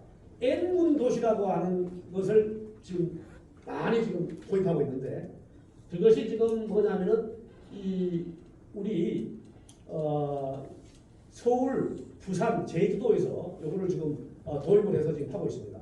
이건 뭐냐면 제가 살고 있는 건물에 복합적인 기능을 도입해서 앞으로는 재택근무가 많이 이제 이루어지죠. 그래서 내가 살고 있는 것을 기점으로 해서 모든 시설들, 예를 들어서 의료시설, 뭐 교통시설, 문화시설, 공원 이런 것들이 다 15분 내에 모든 것이 갖추어질 수 있는 그 15분 도시를 하나의 도시혁신 운동으로 이제 추진하는데 이것이 파리시에서부터 사실 파리시장이 새로 처음으로 시작을 했습니다. 이것이 이제 전 세계적으로 확산되고 있는 개념인데 우리 인천도 이러한 15분 도시 개념, 서울은 10분 뭐 도시라는 그런 걸 하고 제주도 지금 현재 진행 중에 있고 부산은 지금 현재 박정준 시장이 지금 선언을 해서 지금 하고 있습니다. 그래서 이 구도심도 하나의 이러한 이 복합 기능은 아까 말씀드린 이러한 기능을 살린 이 기능들을 이제 이루어지는데 이것이 뭐냐면은 이 세계 대도시 시장이 한 40개가 있습니다. 이 40개에서 왜 이런 운동을 하느냐? 이런 자동차를 그만큼 도로로 다니는 것을 좀 줄이자. 그래서 온실가스도 감소시키고 지구 온난화에도 대응하자. 그래서 이런 것을 하나의 좀 추진하자는 건데 아직은 이게 시작 단계에 있습니다. 그런데 우리 인천도 이러한 것들을 도입할 필요가 있다. 이렇게 제가 말씀을 드리고 싶고요.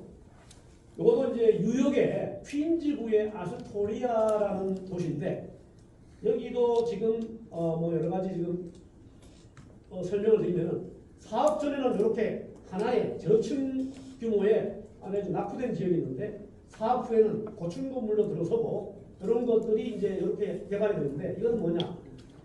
이 지속 가능한 커뮤니티를 이제 구축하는 건데 여기가 지금 그 1인당 녹지 면적이 가장 낮은 지역이 있습니다. 그런데 이것을 이 숲도 만들고 공원도 만들고 완축 지역도 조성하고 그래서 이건 뭐 새로운 접근으로서 이제 했는데 이것이 현재 진행 중에 있습니다. 그래서 여기서 지금 뭘 하느냐? 나아가서 한 5천 개의 일자리도 만들자. 여러 가지가 지금 좋은 하나의 사례로 지금 추진되고 있다는 말씀을 제가 드립니다. 그래서 사실 좀 세부적으로 요약을 드리면 자동차가 다니는 거리보다는 보행 위주의 동선축을 구축해 나가자. 여기가 지금 우리가 뭐 구도심이 혹은 뭐 골목들도 많지 않습니까? 이런 데를 자동차를 다니게 하지 말고 이렇게 대간지화 시켜서 대로변에만 자동차를 다니고 가운데는 도보로 다니고 그래서 이 고밀복합 토지 이용이라고 해서 이 한 곳에 주거, 일자리, 운동, 여가 이런 복지 서비스, 교육 등 이런 것을 다 아우르는 그러한 정책을 한번 펴보자. 그래서 이런 것들이 이제 하나의 그 예가 되겠죠. 이거는 하나 이제 제가 뭐 바르셀로나라고 하는 스페인 도시인데 이렇게 지금 꾸며져 있다는 말씀을 제가 드립니다. 두 번째는 기독교 선교 역사문화 공원 제안인데요. 요거는 뭐냐면 아까 뭐 유 교수님께서 많은 말씀을 하셨는데 사실 내리교회가 대한민국 어머니 교회입니다. 그런데 여러분 알다시피 그 서울의 정동 아펜젤러 배제학당 있는 지역하고는 거기는 얼마나 잘 개발됐습니까?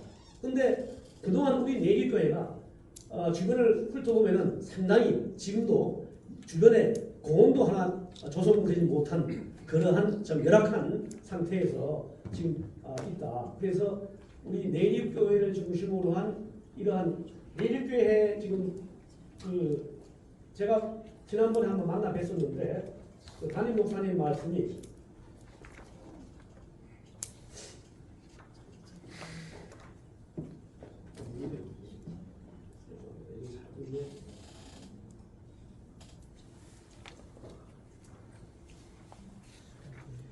이 내립교회 담임 목사님이 영어학교 이사장도 겸직하고 있다고 하더라고요. 그래서 이러한 그 내립교회 주변에 좀 뭐랄까 좀 쇠퇴한 이 지역을 좀 제대로 한번 만들어보자. 그래서 저는 여기를 한번 역사문화 공원으로 한번 지구로 조성을 해서 이러한 참 뭐랄까 과거에 훌륭한 정신과 가치관을 간직하고 있는 이 지역을 이제는 그대로 놔서는 안 된다. 이런 말씀을 제가 한번 강조드리고 싶습니다.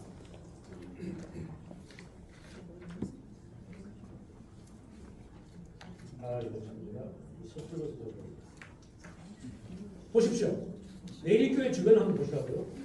보시면은 이 지역이 성지 순례길로 코스로 돼 있는데 어떻습니까? 걷기가 아주 재밌습니까? 오늘 혹시 주탄할 생각하죠? 여기 아까 말씀드린 김무동산이 경사지에 있죠. 또 이러다 보니까 접근성이 떨어지죠. 또 이 좁은 가로망, 노후 건물들은 즐비하죠. 이러한 것이 과연 성지 순례길로 많은 사람들이 찾아올 수 있는 길이 되느냐? 여기에 대해서 우리가 한번 발생해 볼 필요가 있고요. 자, 제가 찾아보니까 성지 순례길이 이은길이 이게 1.6km 구가요. 2.6km.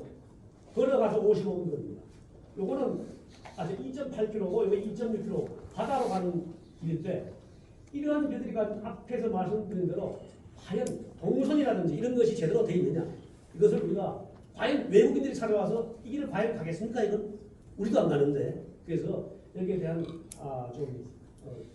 정비가 필요하다 이런 말씀을 드리고 물론 건너편에 박동우 성당은 지금 혼역화 사업이 이루어지고 있습니다. 작년까지 284원을 들여서 이렇게 잘 꾸며놨죠.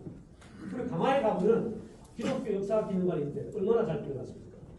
근데 이거보다 훨씬 역사가 있고 대한민국의 어머니 교회인 내일교회를 이렇게 그대로 놔서는 안 된다. 제가 한번 다시 오늘 여기 장로님도 두 분만 계시는데 제가 좀 강조해서 죄송합니다.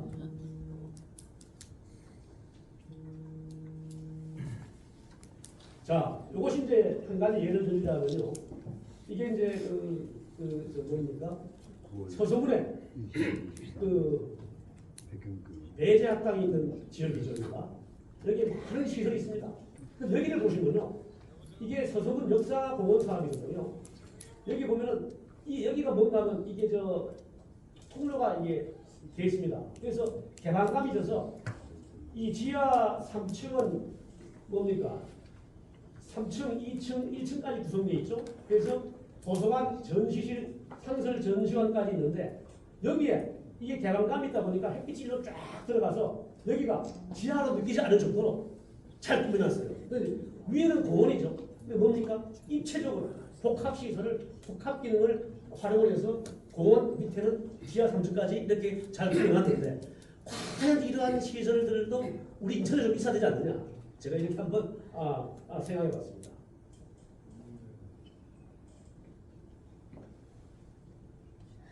자, 아까 제가 말씀드린 이제 그 내용을 다시 이제 정리한 건데요. 한국기독교 선교 역사문화공원을 제가 제안드리는 겁니다. 이것을 우리가 오늘 여기서 말로만 쓸 게 아니라 제가 이러한 자료들을 시에다가도 건의를 해서 한번 그 도시재생 계획 수립하는데 참고가 될 수 있도록 제가 적극 건의를 드리도록 하겠습니다. 뭐 다른 설명은 제가 일일이 드리지 않겠습니다. 그리고 세 번째가 뭐냐면 아까 말씀드렸듯이 개항장 주변의 근대 건축물을 어떻게 일관성 있게 수립할 것이냐. 거기에 대해서는 아까 말씀드렸듯이 이제는 뭐 발레타 건축을 제가 계속 말씀드렸습니다만 도시가 이제는 있는 그대로가 아니라 계속 도시는 변화하고 발전하고 또 쇠퇴하고 개발하고 이런 유기체로 인식을 해서 이제는 보존 정책만 강조하지 말고 보존과 관리, 지역 주민 생활 여건까지 개선하는 장기 비전과 전략 계획을 수립해야 된다. 그리고 이러한 계획을 뭔가 조화 있고 일관성 있게 추진해 나가야 된다는 거죠. 등등해서 앞으로 이런 그 역사성, 장소성 가치를 잘 살린 그런 개발을 통해서 많은 지역 주민과 관광객의 일자리가 넘쳐나고 삶의 질이 향상되는 그러한 정책이 수립이 돼야 된다는 거죠. 그래서 물론 학제적 연구와 협력도 필요합니다.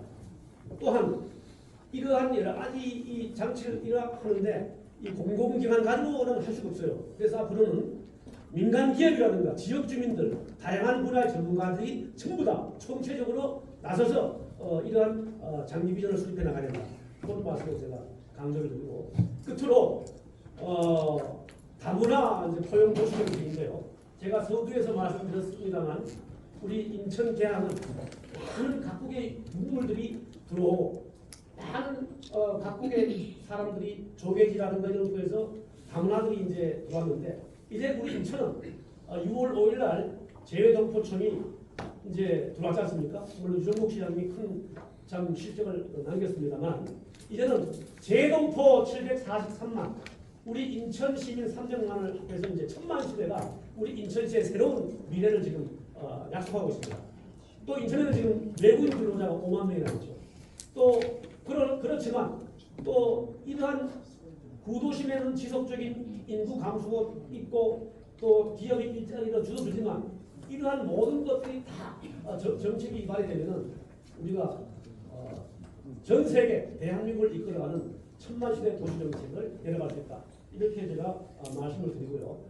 끝으로 이제 물론 제가 이 두 접시 설명을 드렸습니다만 이러한 자료를 좀 참고해서 제가 자료를 내드렸습니다. 그리고 끝으로 제가 강조드릴 것은 신은 자연을 만들었습니다. 그러나 도시는 누가 만듭니까? 인간이 만든다. 그래서 우리 인간의 우리 모든 여기 있는 모든 여기 참여하신 분들이 더 하나의 힘을 합심해서 무도심, 원도심을 잘 이끌어가는 주체가 됐으면 좋겠다는 말씀을 드리면서 저의 말씀을 마치겠습니다.